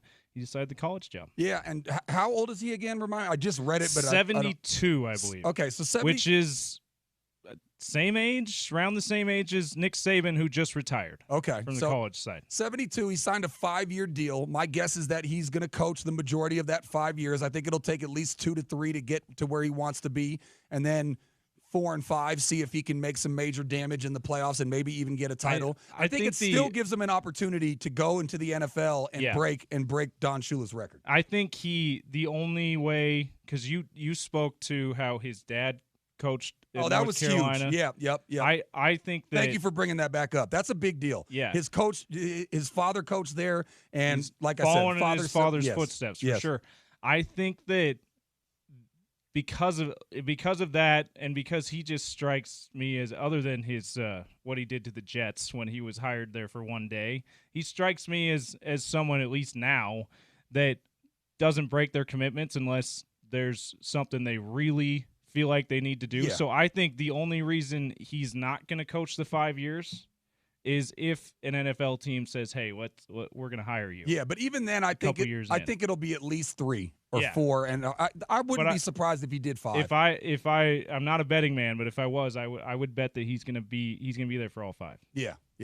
If not another contract. Yeah, for sure. So, look, we'll see how it all plays out. Maybe it's a disaster and he quits after 2, and then he goes to the NFL. But this is not going to stop him from look, he looks like he's a young, what did you say, 72? Young 72. And I mean, he's got the, 24, 25-year-old girlfriend now, so keeping him young. I didn't want to get in trouble, so I kept that out of the text thread. But there was some text from my pop too and my bro too that was like, also it's creepy that he's dating a woman that's like, a third of his age, 46. No, less than about a third of his age. Yeah, about. Yeah. Anyway, so look, he strikes me as a guy that's not lacking in energy. I mean, I think that's kind of why North Carolina moved on from Mack Brown. You could kind of tell the energy and the passion was kind of gone from Mack Brown, and I don't think it's going. If anything, I think this is going to rejuvenate him. And another point that I heard, forgive me for not sourcing it, maybe it was on Get Up on ESPN, and we're an affiliate, so shout out Get Up. Somebody said something about his idol being Paul Brown, who many people don't know won a national championship before he won 6 football championships. They weren't called NFL titles, I think. Yeah, right? They weren't called the Super Bowl back then. So that was a big deal, I think, for him too, is that if your idol did college and it's a new challenge for him. Yeah. He's done what no other coach has done in the NFL. Yeah, the only thing he can do in the NFL that he hasn't done is break Don Shula's wins record. And ultimately, he doesn't strike me as a guy that gives a hoot about that. I mean, I'm sure he'd be fine with being second. And also, it's not going to change. We're not all of a sudden going to say, oh, now he's the greatest coach of all time. People already think he's the greatest coach of all time. Yeah. As much as it pains me to say it because I hate the Patriots, but same. And I held on to saying Montana was better for a long, long time. And then Brady won his 5th, 6th, and 7th Super Bowls. You're like, okay, fine. You throw your arms up and you got to concede it. See, as a Colts fan, I held on to Peyton Manning. Peyton Manning is one of the Brady. 1 or 2 greatest quarterbacks of all time. But no, after 4, 5, 6, 7 Super Bowls, man. and 7. And he did one in Tampa Bay without Bill. Yeah, and almost as many Super Bowl MVPs, and not as many MVPs as Peyton Manning, and regular season MVPs as Peyton Manning, but almost. It's like, okay, fine. Yeah. Brady can be the best. Also, he's a Michigan guy, so I have multiple reasons not to be a Brady guy. Oh, that's true. God almighty. You might be the only person. My 3rd grade teacher, James, told me, don't use the word hate. She said, say dislike immensely. Okay. So I don't know that there's any athlete in the history of all sports that I dislike more immensely than Tom Brady. So anyways, my point is he does have an opportunity here to increase his overall portfolio as a football coach, not just the NFL, but as college and the NFL. Now you're just talking strictly football. So he's got something that he can do by becoming a college coach. There's not much more he could do being an NFL coach, again, other than breaking really just Shula's the record. one. It's really just the one thing which he can still. I mean, 70. When you're in your 70s, that's old for a head coach. But we're looking at him. He looks younger than 70. Yeah, for sure. He seems to have the energy of a younger man. He looks 50. I think that he could coach 5 years of his contract in North Carolina and say the Giants come calling at some point in there, and he joins his former team that he won 2 Super Bowls with as a defensive coordinator and gets another at least 15 wins. I think that that's all still in play for him. Yeah, for sure. And if nothing else, I guarantee you the ratings for North Carolina football are going to be higher than they've ever been. Yes. Maybe since Lawrence Taylor was there. All right, coming up next, fun in the 40s / fun in the 50s. Depends on when we get to it. Doesn't really matter. They both start with an F. Hopefully James efforted my audio, this amazing, incredible audio that we have from the wide receiver Leggett from the Carolina Panthers on just what he puts on his fork. You're going to be absolutely shocked. And then, of course, you can vote on the polls at Zach Sports, ZAK Sports, and at ESPN 700. Our question for the day, Ute fans, how confident are you in new Utes quarterback Devin Dampier? You got 2 options. Let's go, new O, or new to a Power 4 conference, and he's inconsistent right now. 77% say let's go, new O. It's about what I thought. 23% say new to a P4 and worried about his inconsistency. But coming up next, again, you can also text in 877-353-0700. Coming up next, fun in the 40s and the 50s, going around the wacky world of sports. It doesn't get much wackier than that. All of that next on the Sean O'Connell Show. Zachariah filling in right here, ESPN 700.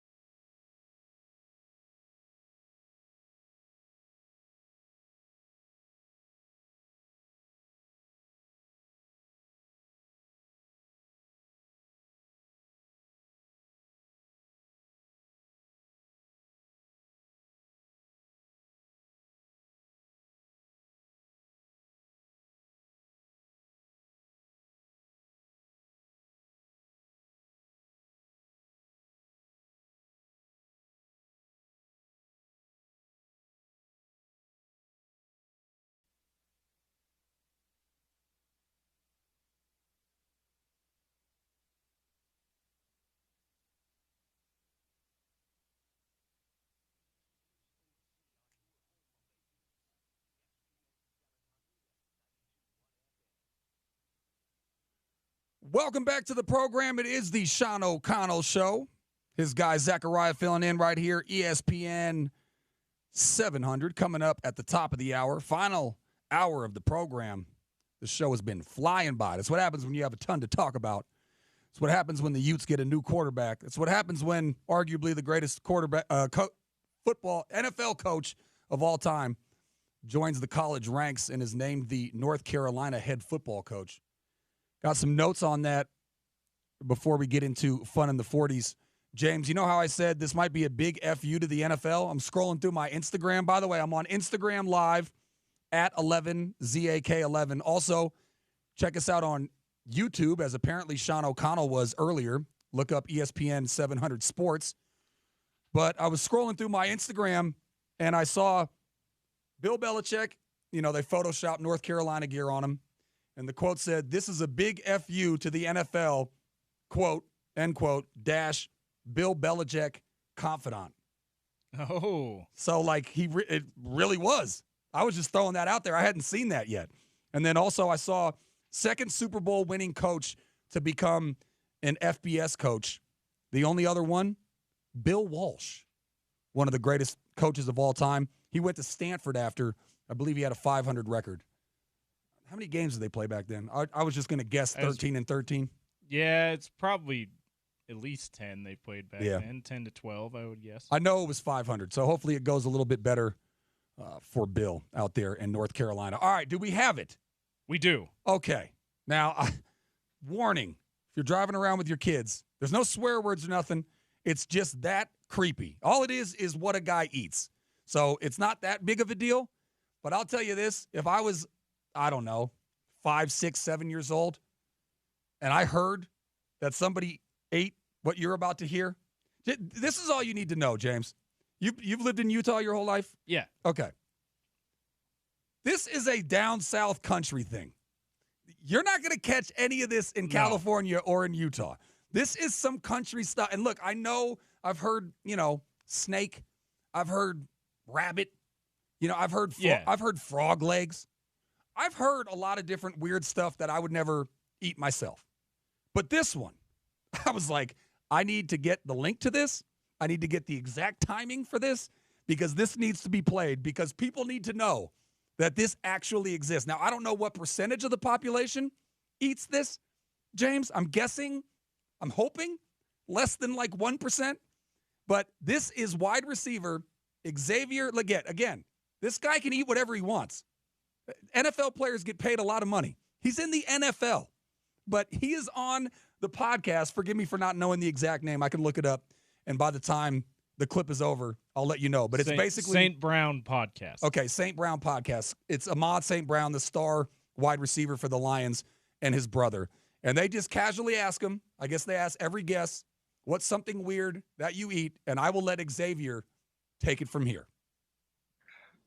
I have another question for you. We asked everybody, what's your hottest food take? So, like, is there something weird that you like to eat or something you don't like to eat that you can never eat that most people would eat? Like, what's something in the food industry that you have a weird opinion on? Well, y'all probably seen that video when I tell them folks I eat coon, I eat raccoon. You what? I eat raccoon. I didn't see that. I said, no, what do you mean raccoon? Like the raccoon? Like a raccoon that you see in the trash can. In the trash can. Where do you even eat that at? Where do you even get that? I hunt it, I kill it, I skin them, cook them, eat them, all that. So when's the last time you had a raccoon? Thanksgiving. So you went and got the Thanksgiving, you killed the raccoon or you had you found my kids, all my people them hunting all that. My kids them they killed it. They called me like, yeah, we got that coon.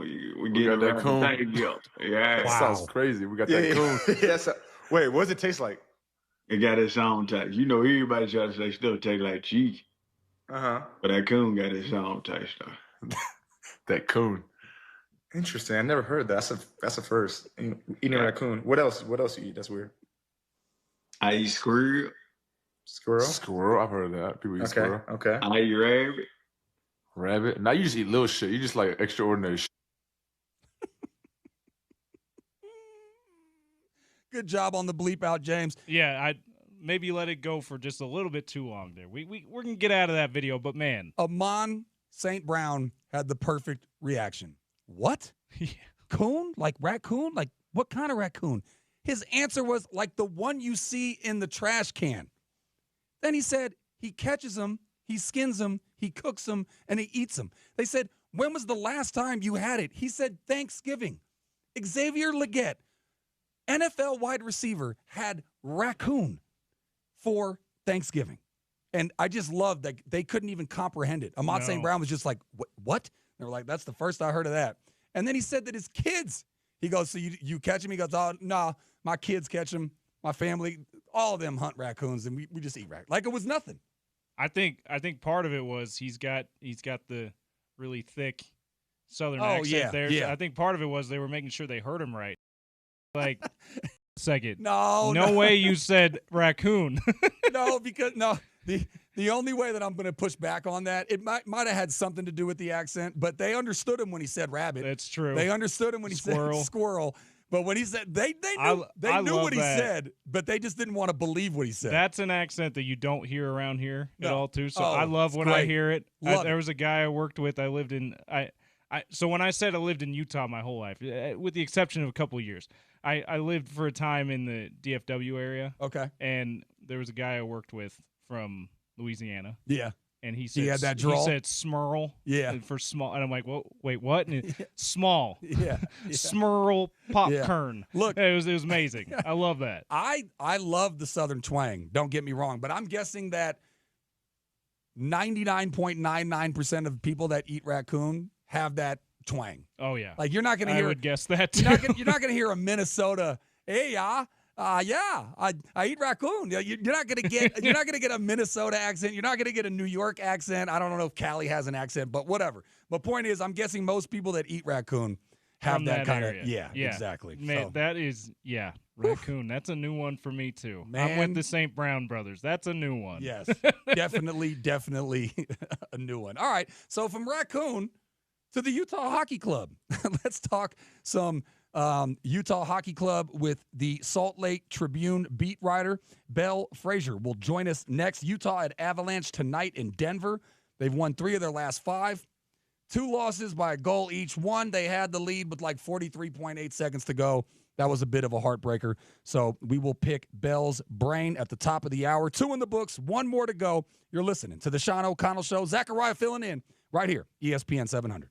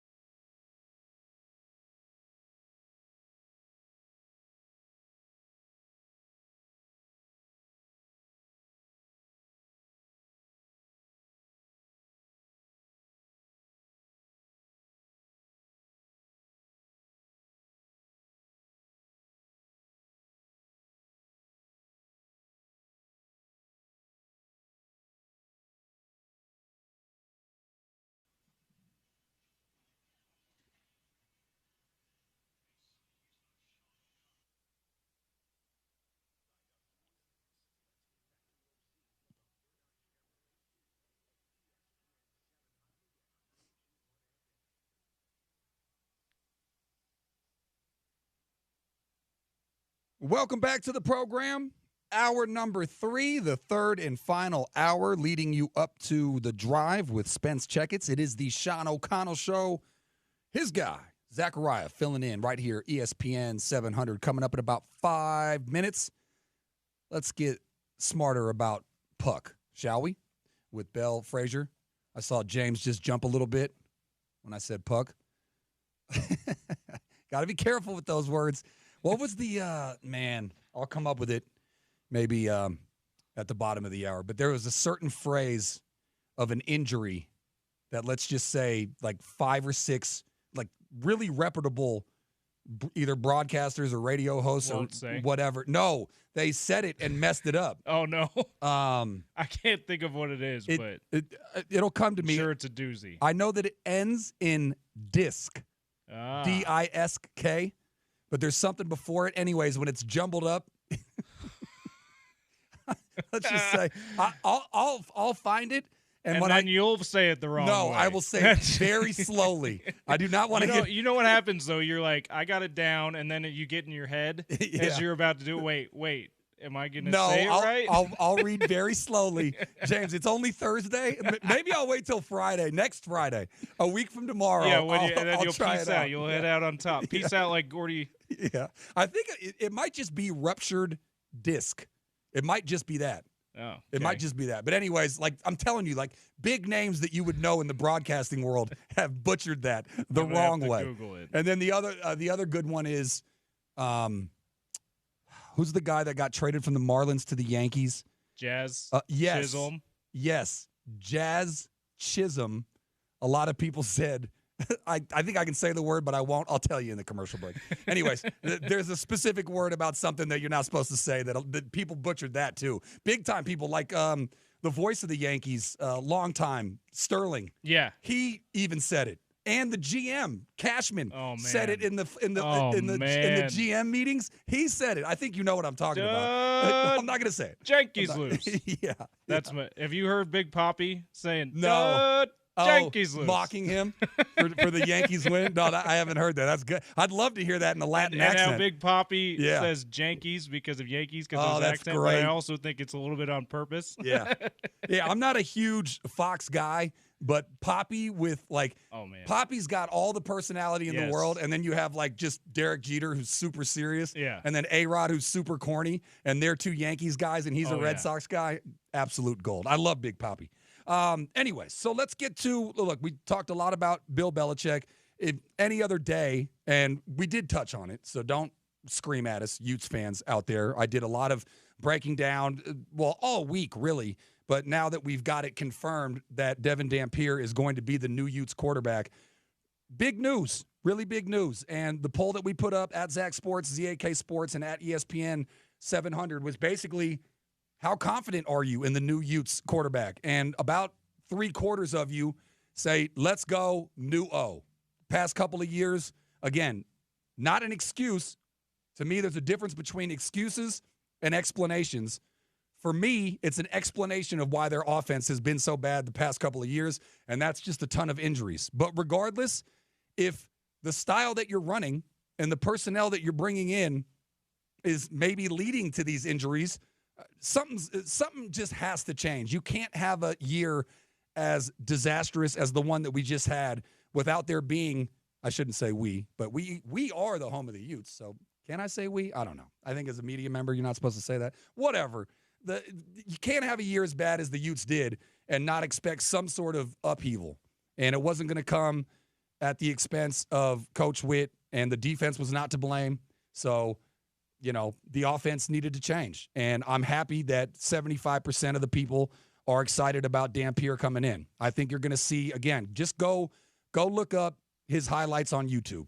Just type in Devin Dampier highlights, and you'll see just how electric that guy is. There was one play where he must have broke 5-6 different defensive lineman tackles that would almost have sacked him, but he got away and ended up running for a first down.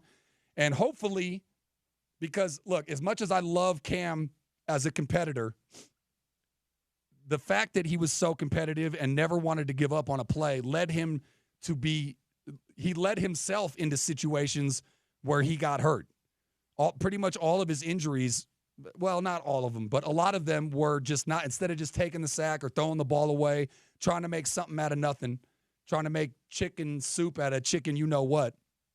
And he wound up being, I mean, I don't know if you call him injury prone, but injured the past couple of years. So hopefully his exciting style that he has also is, you know, that his skill set also comes with the ability to avoid the big hits.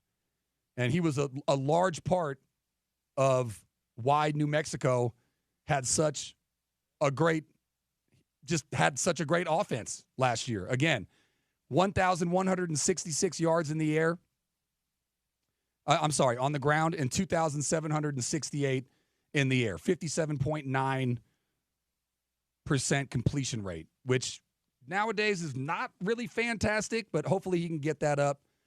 But combined 31 touchdowns on 19 rushing touchdowns and 12 passing touchdowns. Dampier alone accounted for more touchdowns than Utah's offense in totality. 31-27. So try not to think about that in terms of how bad Utah's season was. Okay, exactly. Okay, Utah fans. Let's turn the page. I like that. We're thinking of points of positivity. He's going to make it much better next year, right? Yes, glass half full, not half empty. We're focusing on how good Dampier was, not how bad the Utah's offense was. All right, let's get smarter about some puck, shall we? I am very excited next week to take advantage of OC being gone and using his season tickets to go see a game in person. I love me some hockey. I love watching it. I love specifically watching it in person. And let's gain some knowledge on the Utah Hockey Club. Speaking with Belle Frazier. She is the Salt Lake Tribune beat writer. Hello, Belle. Welcome to the program. Thank you for joining me.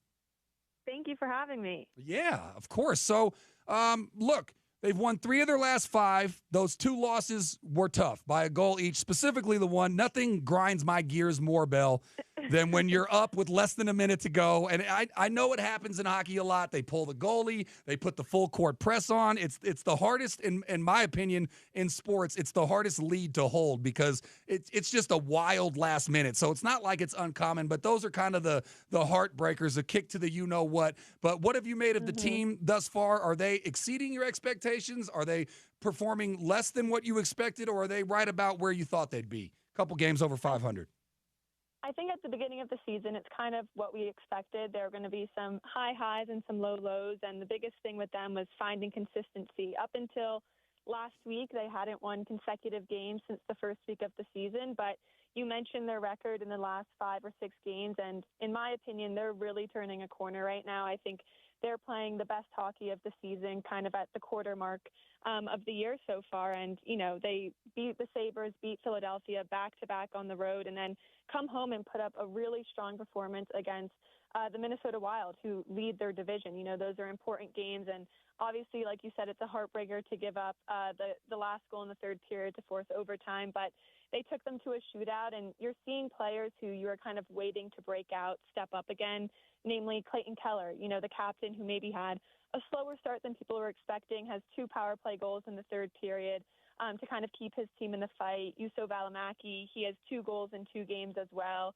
And people are just getting into the mix. You know, they have 7 goals in 6 games from their fourth line right now. So I think you're seeing everyone starting to click, and their offensive depth. Everyone's showing up at the same time right now, and it shows on the scoreboard. You know what, they have 8 goals in the last 2 games, 13 in the last 3. That is huge improvement from the last few weeks. And then I guess the only struggle right now for them is the defensive injuries continue. They announced today Robert Bertuzzo stayed in Utah for this road trip. He has a lower body injury that he suffered last game. So Vladislav Kolyachonok will be back in the lineup for the first time since November 24th. But, you know, they have 4 defensemen hurt right now: Marino, Dursey, Lamoureux, and now Bertuzzo. So as much as depth they've had up front, they've struggled on the back end in terms of numbers, but those guys have been able to hold it down with a big challenge in front of them tonight in the Avalanche. All right, Belle, we haven't met in person. Hopefully we do next week when I attend my first game, but I don't want you to shy off of your answer just because we have Bill Armstrong, the GM, coming up at the bottom of the hour. I'm going to ask you a question. How did you feel about how he did? I mean, look, anytime that you have what do you call that? An expansion team? I mean, technically the Coyotes kind of moved over to Utah basically, but that's a lot to it's one thing to be a first-time GM, but to be taking over a team that's kind of making that transition. How do you feel about the squad that he assembled? Were there any surprises? No, I mean, I think his plan has kind of been the same since Bill was hired in Arizona. And, he was very clear when they got to Utah that this is technically a new team, but it's also a franchise in the fourth year of a rebuild. And you see that. But I think there's really positive indicators this year and things that Bill have done. You look at Dylan Guenther, Logan Cooley, Jack McBain, that second line, all of those guys are under 24. I think Jack McBain's the oldest. Gunther's 21 and Cooley's 20. Their young talent is carrying this team through the tough stretches this season.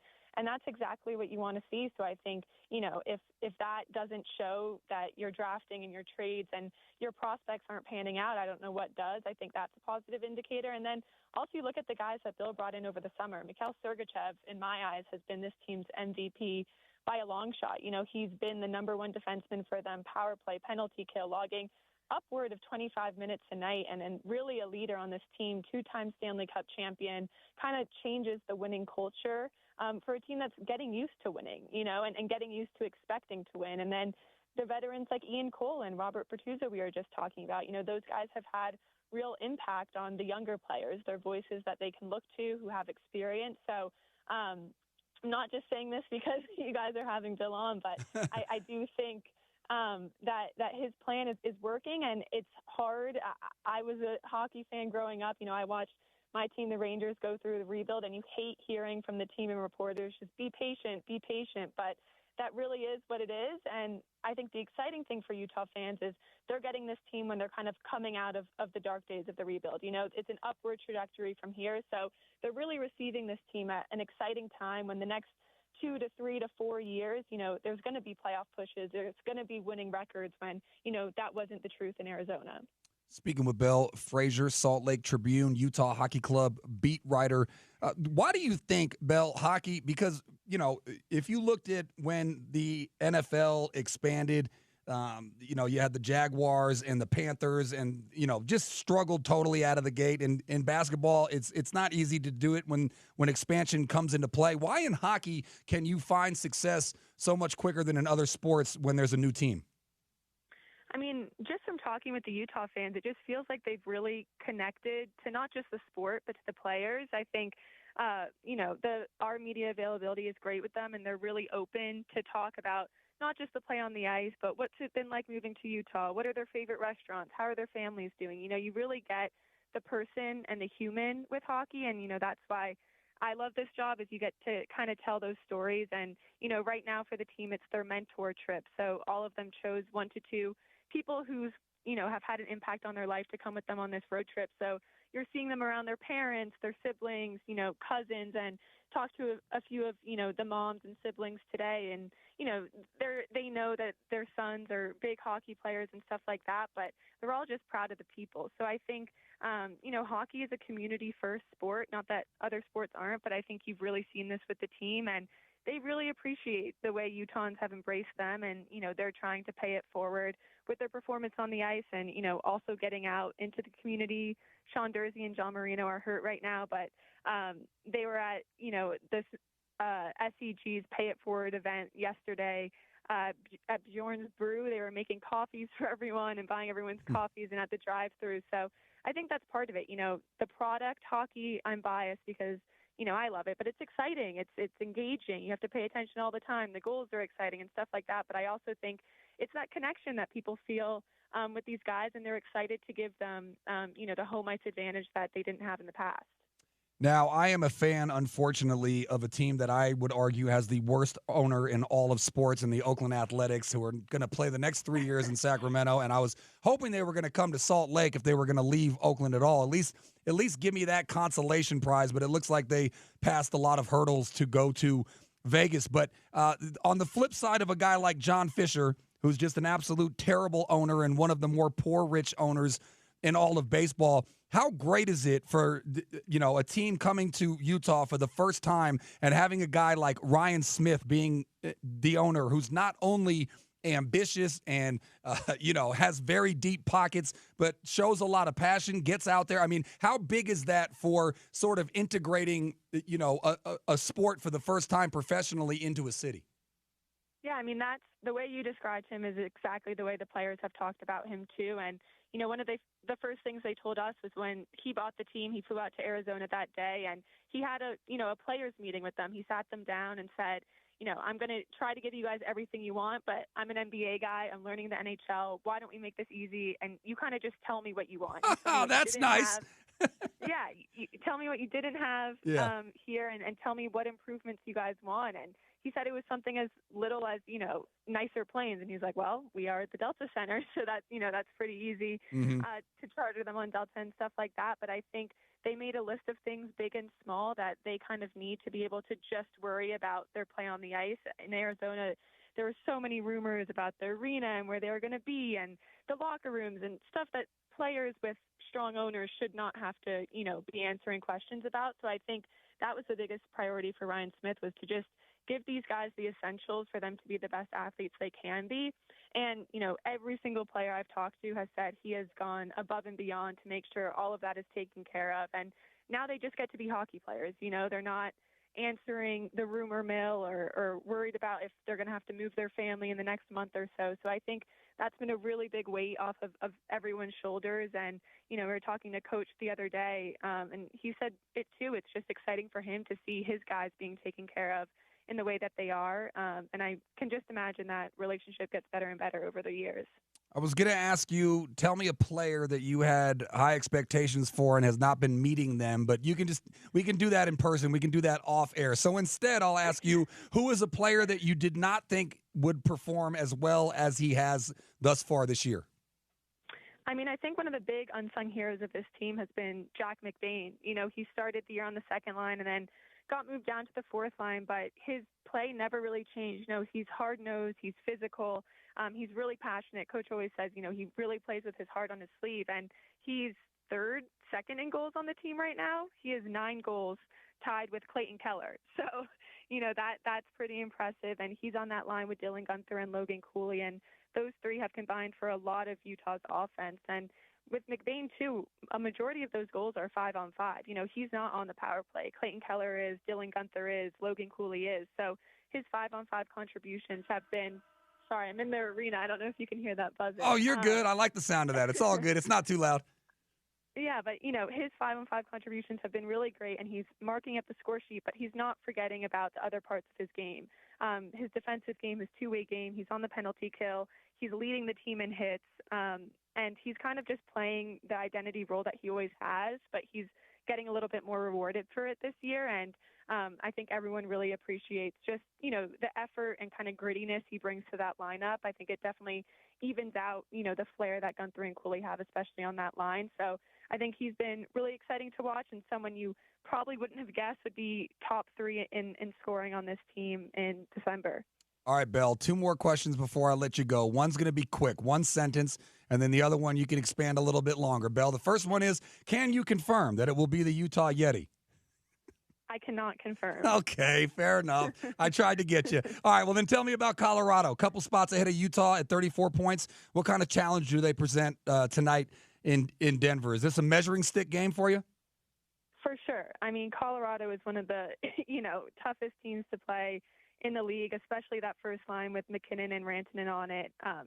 You could argue that those are 2 of the top forwards right now, and then Cale Makar and Devin Tate. I mean, that's their depth and their star power is almost bar none. And Utah played a tough game against them at Delta Center earlier in the season. I believe it was a 5-1 loss, and they didn't score until the later minutes of the third period. So Coach said today, we've gotten a lot better since that game, but so have they. So you can't kind of come in here thinking we've got our game plan and we are so much better than them, because they've also played 20 games since then. But I think for Utah, it's cliche, and this is just what the players say, but they're really concerned about themselves. I think if you get too starry-eyed about matchups and looking at Colorado's lines and their record, I think they're won 3 straight right now. You kind of get away from what you're good at. So I think for Utah, it's kind of just replicating the way they've played in the past 2 weeks. They've taken on big teams, Dallas and Edmonton, and really hung with them and gotten wins out of it. So I think this is a less intimidating game because of how they've played. But again, it's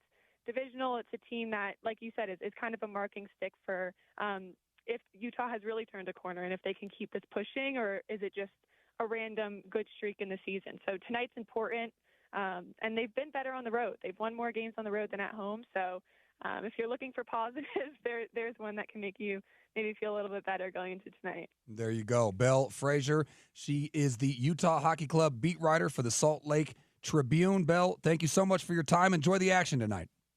Thank you. There you go. Belle Frazier. Good stuff. Yeah, measuring stick game. I love those cliches, you know? This is a do or die scenario. Measuring stick game. There's probably like 100 of those that I'm not thinking of right now. Must win. Must win. Every yes. playoff game, or every time you're down in a playoff series. Is this a must win? Yes, yes. For that team? Yeah. And what's the other one? Series doesn't start until a home team loses a game. Yeah, until the road team wins or the home team loses. So that means that's a Pat Rileyism, if I'm not mistaken. Oh, you're probably right, but it's the dumbest thing I've ever heard. So become very cliche. So it's Game 7, Knicks and Rockets in the finals, and the series hasn't started yet. Nope. No. Pat Riley was coaching the Knicks that time in those finals. Yeah, he probably said, "No, the series hasn't started." I know that's why the series has not started. Yeah. Okay, and it did come. I meant what I said when I said that, however many years ago. No, okay? that's why I brought it up, and it did go to 7 games, but the did best the home team win all. Well, that's what I'm saying. 7? So technically, that series never existed. The Rockets didn't win the championship. Nope, the series hasn't started yet. We're still waiting. We got to get Pat Riley and Hakeem out there. Hakeem's got one championship. Actually, no. They swept the next year, so the road team definitely won some games. Yeah. So they got one. Anyways, all right. Coming up next, let's speak with the guy. What did Bill Parcells say about you can't expect me to make a good meal without helping pick the groceries? Oh. This guy picks the groceries. That's what the GM does. Bill Armstrong, GM of the Utah Hockey Club, will join us at the bottom of the hour. You're listening to the Sean O'Connell Show. Zachariah filling in right here, ESPN 700.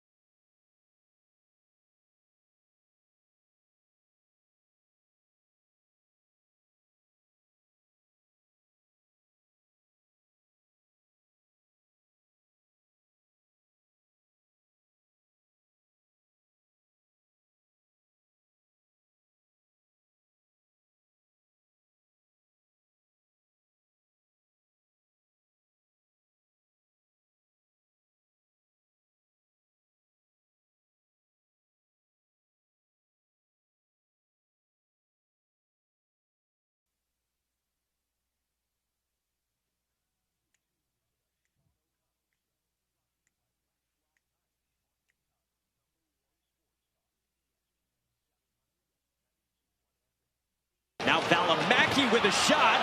Gustafson can't locate. Score!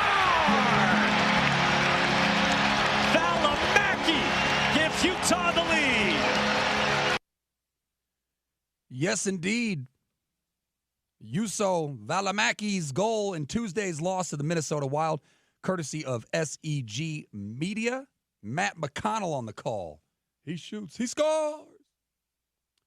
We are efforting Bill Armstrong. He'll be calling in, Utah Hockey Club GM. But until then, want to let you know that ESPN 700, 92.1 FM, and the Rocky Mountain Chevy dealers invite you to help those at the road home this holiday season with needed blankets, coats, shoes, hats, and gloves. Drop off donations at any Rocky Mountain Chevy dealer. If you want to know those locations, visit ESPN700sports.com. Spread the warmth and help others find their way home. Was out there at one of their locations yesterday, and the sales manager said that about 80% of the pickup truck that they were trying to fill was full.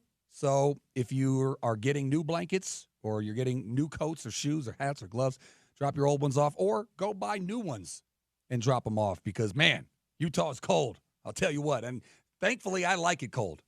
I know a lot of people that, like go to Florida for the heat, go to Cali for the heat, go to Texas or Arizona for the heat. I actually like it cold, so I don't mind it. As I've said, I think me and OC had this argument that you can always put layers of clothing on. You can turn the heat on. You could build a fire, but you can't take your skin off if it's too hot. So I actually like the cold. But for those that cannot turn the heat on or be in front of a fire or don't have the blankets and coats and shoes and hats and gloves, the less fortunate, go drop off some and help the whole movement that we're doing. It's the holiday time. You should be giving back all the time, but specifically now. So go ahead and check that out. Again, if you're looking for the locations to drop that stuff off, ESPN700sports.com. But right now, it is a pleasure to be joined by Bill Armstrong, GM of the Utah Hockey Club. Bill, welcome to the program. Thank you so much for joining me. How are you, sir?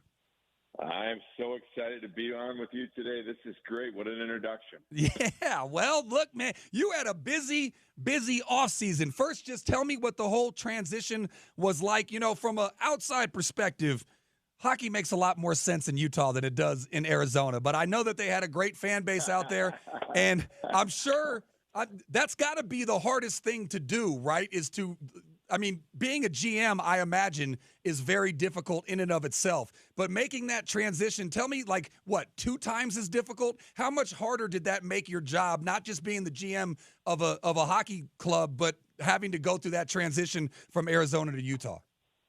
Well, it was a crazy experience to go through. Like, the season ends, and all of a sudden you're on a plane, and you got new owners and new fans, and you're getting introduced into the rink, and there's 18,000 people, and they're going crazy, and it's right after, it's like, you can't even make that up, So, and then it's like all the details of, selling your house, hey, moving over here. It's like, it's just the whirlwind. And at the same time you're doing that, your entire staff, all your players, the entire organization is moving. So everybody's got like a bad moving story, somehow of something that happened. But it was just a whirlwind. But, the good news for us when we were doing that is that we retained pretty much 100% of our employees to move over.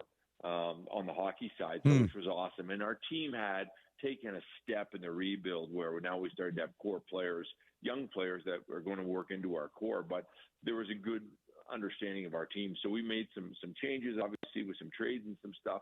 But for the most part, there was a lot of people that were on board from the start, and I kind of knew them. And that continuity kind of helped us make that adjustment to Utah. We just had Belle Frazier on from the Salt Lake Tribune, and she pointed out that essentially you were in year 3 or 4 in terms of rebuilding.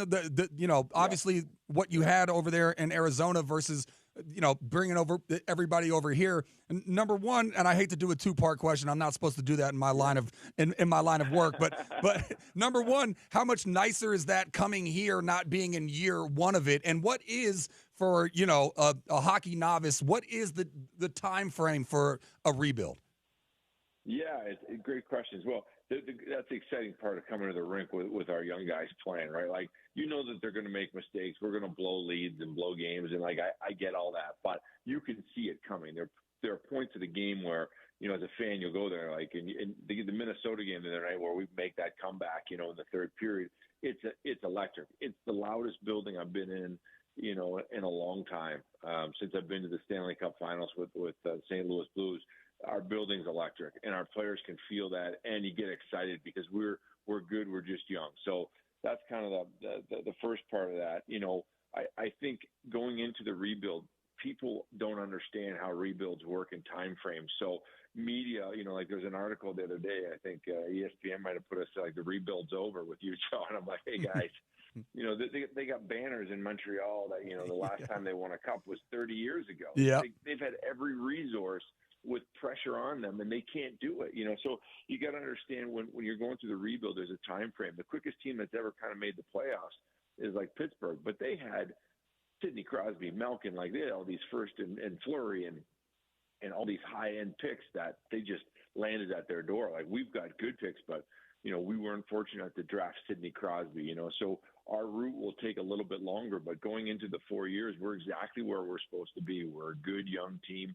Some nights we're the second youngest team, depending on who's in the lineup in the NHL. And so you're seeing goodness come, and there's greatness to follow, but it's going to take a time frame. And sometimes a rebuild is somewhere between, you know, it's 5 to, you know, 12 to 13 to 14 years. But it's not torture, because once you get to a certain point, you're competitive, which we are right now. We're in year 4, and we're competitive. You're coming into our building, we're going to punch you right in the face.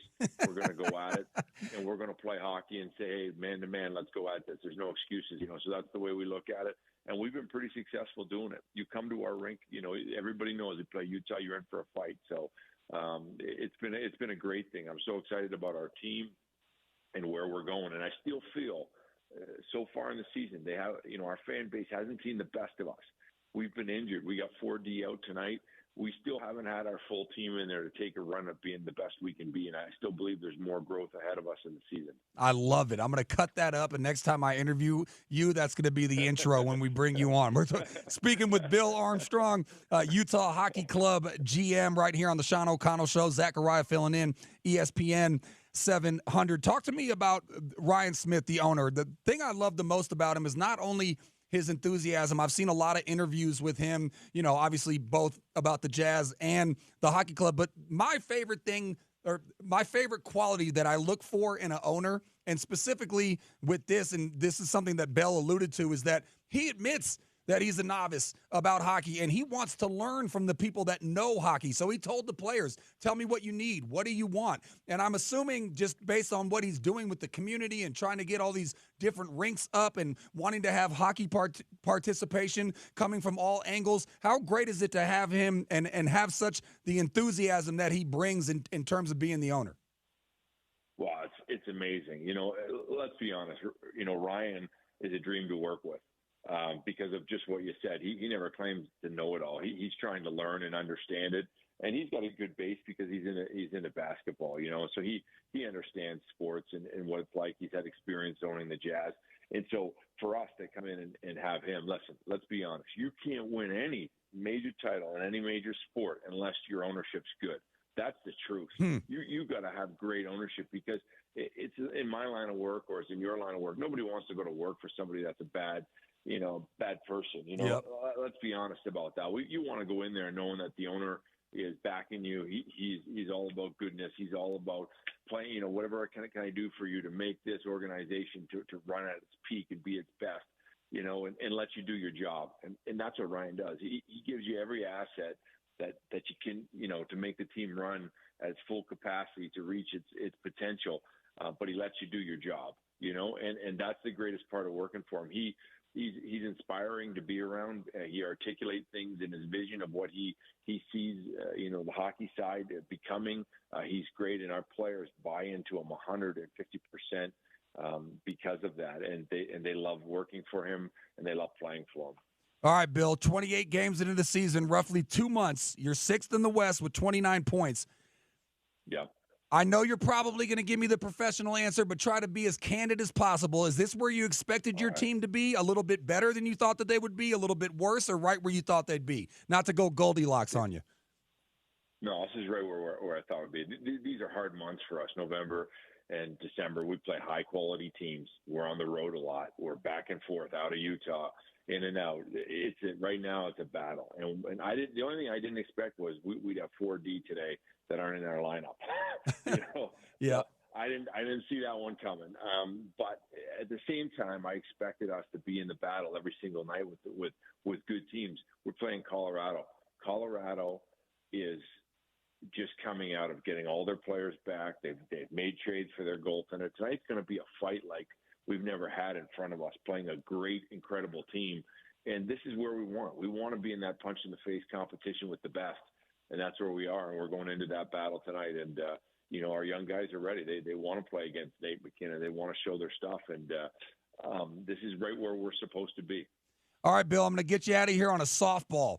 When the trade deadline comes around, who exactly are you going to trade, and who exactly are you going to trade for? I'm just kidding. I'm kidding, Bill. But seriously, do you consider yourself to be aggressive at the trade deadline, or does it depend on how the team's playing? What kind of GM are you?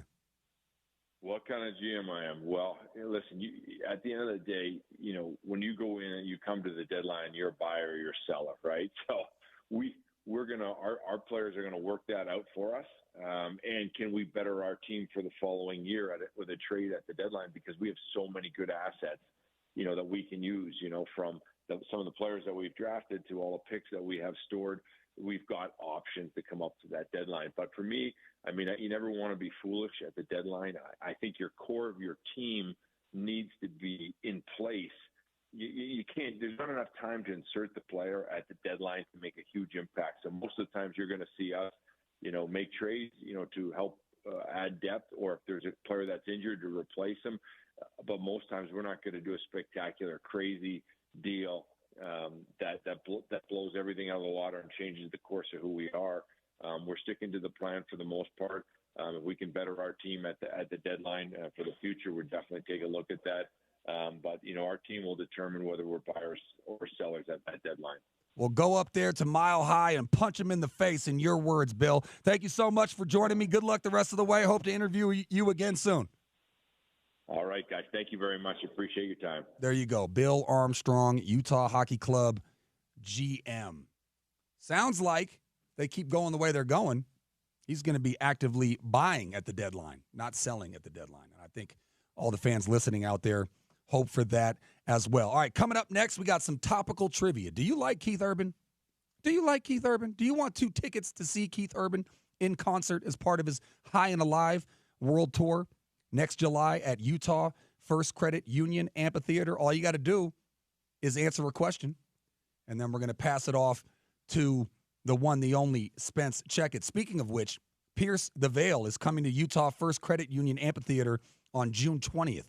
Listen all week to The Drive with Spence Checketts for your chance to win a pair of tickets. Details on ESPN700sports.com. Coming up next, we'll wind the show up, give out some tickets, maybe update the poll, and whatever else I feel like throwing in there in case we don't do crosstalk. All that coming up next. Sean O'Connell Show, Zachariah filling in right here, ESPN 700.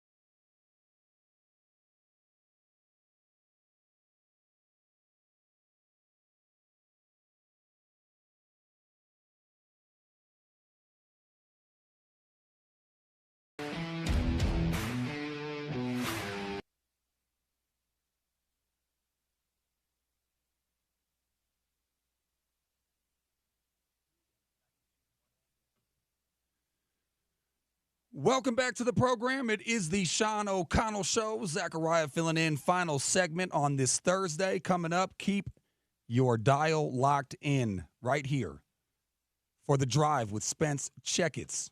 2 to 6. He will get you through your commute home. But right now, time for topical trivia. That's right. Do you like Keith Urban? Do you want to see him in concert as part of his High and Alive World Tour on July 18th at Utah First Credit Union Amphitheater? Here's all you need to do. Get your phone ready, okay? I'm gonna help you out this time. This is my first time doing this. I'm gonna help you out. Get your phone out, create a new message, put in 877-353-0700. Go down to the message part. Again, 877-353-0700. Scroll on down to the message part and answer this. Which seasons was Keith a judge on American Idol? Go. Do you know which ones? Should I give a clue, James? Should I tell him? We can't make it too easy for him. Well, should I tell him how many seasons it was? Oh, yeah. Yeah. All right. We can give him that hint. So it was 4 seasons. Which of the 4? It's been on for about 100 years. Yeah, you just got to give us the years. Exactly. Which numbered years, which 4 was Keith Urban a judge on American Idol? First person to text that in, 877-353-0700, will win the 2 tickets. Let me know when somebody comes in and wins so I can read out the answer. Will do. In case, it's not going in to be case as anybody good cares. It's not going to be as good as yesterday's. No. Suburban. Yeah, Suburban was his nickname growing up. That's pretty good. I like that one a lot, actually. By the way, I did grow up, because my parents loved country. I grew up a bit of a 90s country fan, so Where the Blacktop Ends that we came in with, one of my favorite Keith Urban songs. Oh, yeah, so, yeah. I mean, classic Keith Urban song. And that was a jam. I was a bit of a Keith Urban fan as well. Not as much as Garth Brooks and Tim McGraw, but Keith Urban's pretty good too. So it's fun that he's coming out here. Yeah, that's rare air for sure. And then I'll update the poll here in a second, but I also want to give out more tickets. I'm like Oprah. You get some tickets. You get some tickets. Your chance to see the Running Utes versus Radford Saturday at the Hutzman Center. All you got to do for this one, you don't even have to answer a question. Just text in Utes to 33986. Not the shooting Utes, but the running Utes on Saturday. Text Utes, UTES, to 33986. All righty. So, couple of main topics that we had for the day. Bill Belichick kind of stealing the thunder of the new Utes quarterback. But we had to touch on that. Big day. Big day for the Utes. This is kind of the changing of the guard. James, we're going from pro-style offense to a run and gun spread, RPO. Believe me, when you watch the highlights, just go ahead and look up Devin Dampier. Go look up his highlights, and you'll be like, I haven't seen that ever. Yeah, he's – I mean, what's he's fun Alex to watch, Smith? man. I think that now his numbers are much better as far as total yardage, but I think that he's Anthony Richardson-ish, big guy. Yep. Who runs really well and has a good arm and too. has a really strong arm. Yep. And unfortunately, one of the downsides in going to the inconsistent play that you put out on the poll is that his completion percentage is also Anthony Richardson-ish in the 50s. Man, but high 50s. Yeah. Yeah. But it's you remember when that used to be good? Yeah, seriously. 60%, like not used even to be the threshold. Not even 10 years ago. If you were doing 60%, you were like unbelievable. Yeah. Now it's like 80. Yeah, now it's like if you're under 70, suspect accuracy. Yeah. I think Jared Goff over like a 3-game stretch threw more touchdowns than incompletions. Nuts. Insane. I mean that's how good the passing offenses have become, and also it's how easy they've become with some of the rules there too. Yeah, I mean, all sports evolve, right? I mean, back in the day, I remember I was doing some, just for bleeps and gigs, I was looking up the history of Utah State versus Utah. You know, I mean, they ran every play. If you passed a couple times a game, it was incredible. And now it's a lot more passing than running. But anyways, the question was, Ute fans, how confident are you in new Utes quarterback Devin Dampier? Your options were let's go, new O. And he's new to a Power 4 conference, and his play seems to be a little inconsistent. But we got some optimism brewing, and I think points of positivity here. Points on of Thursday. one of our coined phrases, points of positivity, and we will bring back next year asterisks of concern. But positivity, I think, is coming around, and I think if I said anything would be different next year than this year, I think you're going to get 3/4 of the people agreeing with that. So 75% said, let's go, new O. Only 25% said, he's new to a P4 conference and he's a little inconsistent. So hopefully, look, the offense doesn't have to do much. I read the stat out earlier. If they were even marginally better, if they were 90th in the country on offense, they could have won 9 or so games. Well, and we had a texter say if they're mediocre on offense, they're going to be significantly better, and they're probably a 9-win team. Yeah, so exactly. I mean, yeah, it's not a high bar. No, not at all. And defense, keep doing what you're doing. Offense, just be a lot better, hopefully, but even marginally better. And the season will look a lot different than it did this year. All right, we got the man in the house taking you from 2 to 6. The Drive with Spence Checketts. He always has a wonderful guest list. And I got a chance to listen to you for like an hour on my drive home yesterday. You must have been bored, buddy. From the dealership. No, I was loving it. And I loved how you were like, you were kind of telling the people like, yeah, we'll give you a little incentive, but let's be honest. And you know what? It actually made me think to myself, that's a very easy thing that I can do is give blood. Did you get a lot of people down there? Yeah, we got a good number down there. It's, I've been going out there, man, for like 15 years because ultimately – they're the sole provider for the hospital at the U and then the Huntsman Cancer Facility as well. Uh-huh. And the Huntsman Cancer Facility is like world renowned. I mean, it is packed all year long.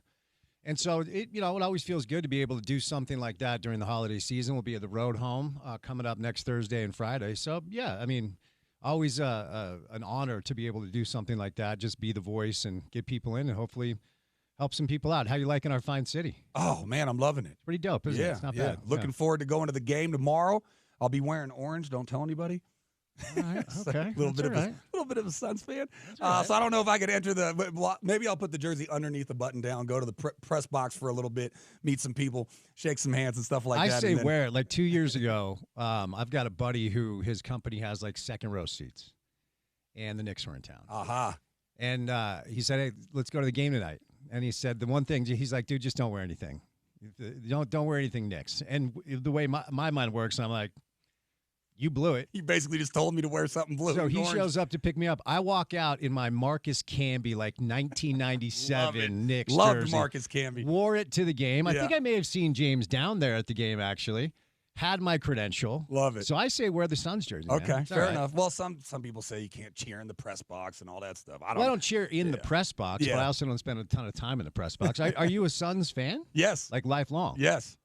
Oh. Unfortunately. Here's the beauty of my teams being random. I'm a Dolphins fan and a Suns fan. One thing you can't call me is a front runner. Neither have won a championship in my lifetime. But you know why? Because I played basketball. Yeah. And the stereotype of white man can't jump applies to me. Dan Marley. So I had to adjust and learn other parts of the game. And Charles Barkley, he could jump out of the gym when he was in Philly. Mm-hmm. But when he came to Phoenix, he was they called him the round mound of rebound for a reason. So I studied his game, his pump fakes, getting guys in the air, doing stuff that was not like I couldn't model my game after Michael Jordan. Sure, yeah. So I modeled it after Chuck Barkley. He could shoot it. He could take you in the post. He had, pointy elbows, pointy knees, get guys on up fakes. So I just love the Chuckster. And, I stick with one team. I can't switch up teams. Yeah, so. there's nothing wrong with that. And I respect Phoenix Chuck. I loved Philly Chuck. Oh, man. I loved the highlights. And I love those 76er teams. Yeah. Like, we had Daryl Dawkins out here for a while, but it was after, Philly Daryl Dawkins. In fact, you'll get a kick out of the story.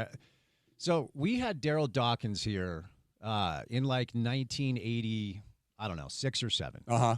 And my father was the president of the Jazz at the time. Yeah. Right? And so at that time, I'm like 8 years old. Mm-hmm. And they traded Daryl Dawkins. This is going to test my old man memory. I want to say they traded him to the Pistons for like Kent Benson. Okay. Like random Jazz deal. But Daryl Dawkins loved it here. Okay. Didn't want to leave at all. And so I can remember we were watching the evening news. and one of the local reporters got Daryl Dawkins at the airport as he was about to leave. And you remember Daryl Dawkins, Chocolate Thunder, right? 6'10", yes, yeah, 260. Oh, yeah. Just a big dude. Yes. And as he's finishing the interview, he looks into the camera and he points, and we're watching the news as a family. Yep. And he says, "Dave Checketts, my father, I'm coming back for you." I'm 8 years old, and I'm like, what? You didn't even know what context he meant. You're dead, dude. I'm like, we're dead. You're probably worried about yourself. I was horrified. Yeah. Looks right in the camera. Dave Checketts, I'm Wow. coming back for, and points. On the news. And I've got little brothers that are like 2, and 4. And look, LDS family, a lot of kids. Yeah. And we're all just like terrified that this dude's coming back to kill our dad. Yeah. Long non sequitur roundabout. I love those Philly teams, though, back in the day. Moses Malone, too, right? Moses Malone. I was a little too young. See, I came into hoop like right when he got traded to the Suns, a couple years before. I was like Dr. 8 J, or 9. Andrew Toney. Yeah. And these are young memories for me because when I grew up, and you might be able to relate to this a little bit, your television basketball situation was on Sundays you could watch the Celtics and the Lakers. Yep.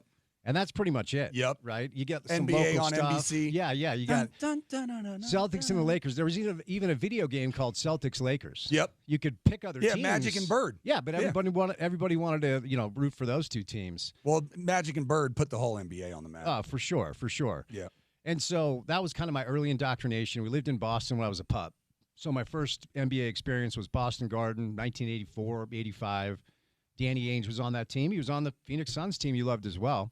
And that was kind of like and you know the deal when you're a kid and you see that, you're like, that's what I want to do. Yep. And then when you're a 5'11" white guy, you have a natural ceiling. Yeah. And then you turn, like Shane Gillis, the stand-up comic. Yep. He has this great bit on a special. He's like, there's a reason why all the best white players in the NBA are international white players. Because if you're American and you're white, you see a black kid dunk in 6th grade, and you're like, all right. I'm not trying Guess that. I better set picks for the next 4 years. Or play baseball. Because I played on a good AAU team when I was like 13, 14, but, the athletes, as it goes up, it's a little different. Yeah. And you're like, well, I better find something else to do. Yeah. But I played as long as I could, and I miss it, man. I miss playing. Real quick, Chuck Barkley story before you tell me what's coming up. Suns Warriors at the old Oracle Arena. Mm-hmm. And I wear my Barkley jersey, and this is right after he either threw a guy through a glass window at a bar or when he tried to spit on a fan, but it ended up hitting a girl. And both those things happened. Yes. Yeah. Oh, yeah. That's not hyperbole. And so he was, needless to say, you boo the opposing player anyway, but Barkley was especially getting it. Mm-hmm. So he's at the free throw line, and everybody's just letting him have it, right? So he hits it, and it goes silent in the arena, and I'm just yelling. I'm like, yeah, shut up. I'm like 9, 10 years old. I'm like, sit down, keep quiet. I was like, get off the train tracks because the Chuck wagon's coming through. Just yelling, right? So anyways, halftime, they come out of the locker room and, trying to get autographs and stuff like that. I'm holding my jersey over the thing, and there's all these people trying to get his autograph, and he goes, nope. That's the only person's thing I'm signing. Oh, nice. I hand him a card. He goes, take your jersey off. Took my Barkley jersey off. He signed it, gave it back to me, and went back to the. That's so cool. It was amazing. I need to get it framed. I still haven't got it. I still have it, but I haven't gotten it framed. He's like low key a really good dude, And I always talk about this when it comes to the younger generation that grew up on Inside the NBA on TNT only as a television product. Yeah. You don't know Kid and Play Shaq, high top, top fade, high top Shaq, Orlando. Yep. You don't know that Shaq. He was so skinny. But he dominated. He was such a problem. And before that, Chuck, for that size, was a master at his craft. Yeah. 6'6". Yeah, but really 6'4.5". Maybe, right? Yeah. Like if he was Carl's size, because we always did the thing like who's better, Karl Malone, Charles Barkley. Then Duncan came in and kind of ruined the conversation. Yeah, that's true. If Charles Barkley was 6'9", he probably would have been the greatest basketball player in the history of the game. That's not hyperbole. To your point, go back and watch what he did. Sixers highlights, rebounding, finishing at the rim. As a 6'3", 6'4" dude. Yeah. And I love him as a media personality. Yeah. I don't know how you feel. I think he's great. Oh, yeah. I have a conversation with my friends because they always give me, about Dan Marino never having a Super Bowl and Charles never having a championship. I said, yeah, but you know what? I'd have to think long and hard if I would trade a championship versus having him in my life the next, however many decades. I mean, it's great to see your favorite player on TNT all the time. Anyways, what did you got coming up on the drive? We're going to do a lot of football today. Ben Solak, ESPN, is going to be our first guest. So we're going to do a bunch of NFL. We've got Thursday Night Football tonight on the station, and then a big, big weekend in pro football. I wish we talked more NFL. We get a little. I try to do at least one segment. Yeah, I mean, in this market, ultimately, you got to do the Utah thing, you got to do the BYU thing, got to do the Jazz thing, and I like all the local stuff. But I mean, I'm just thinking about this as the NFL is like week 15, and you can not necessarily be a football guy or whatever. It is by far the best entertainment product we have in sports.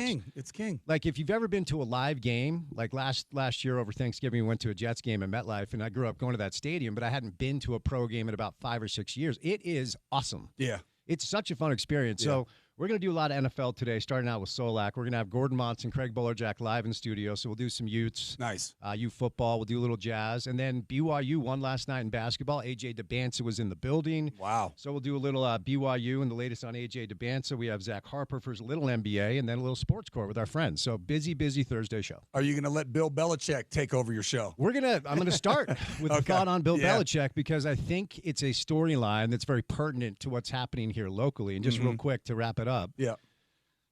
College football, it's moving into the pro model. Yep. So now you bring in a pro coach. They're going to bring in a pro GM. I don't think he would have done it if the changes hadn't been made in college. And I wonder if it's the start of something because what we're seeing now is private equity guys. All right, a lot of guys that I grew up with back east, these VC dudes. Mm-hmm. When there is blood in the water and lack of regulation, and they are managing billions of dollars to just invest in things, that money is coming to college football. 100%. And I wonder what it means for pro coaches. Like Nick Saban left a year ago. I think with everything that's happening, he's going to try to get back in next year. I think the Belichick move, I think, is kind of open his eyes a little bit. Because now they're going to start making pro coaching money. Yeah, because it's moving into this business model. Yeah. So there's an arms race going on locally. BYU is winning right now. Utah is not. Yep. Okay, and what do we need to do to change that, or at least even the playing field? We'll start the show off with that. Yeah, okay, yeah, and then, I mean, you would think normally on a day like today, the Utes getting Devin Dampier would dominate the show, but you got to start with Bill. It's a massive move, and people are freaking out. I was listening to the DP show on the drive in, and everybody's losing their mind, having an opinion one way or the other. But, all right, so stick around, stay tuned.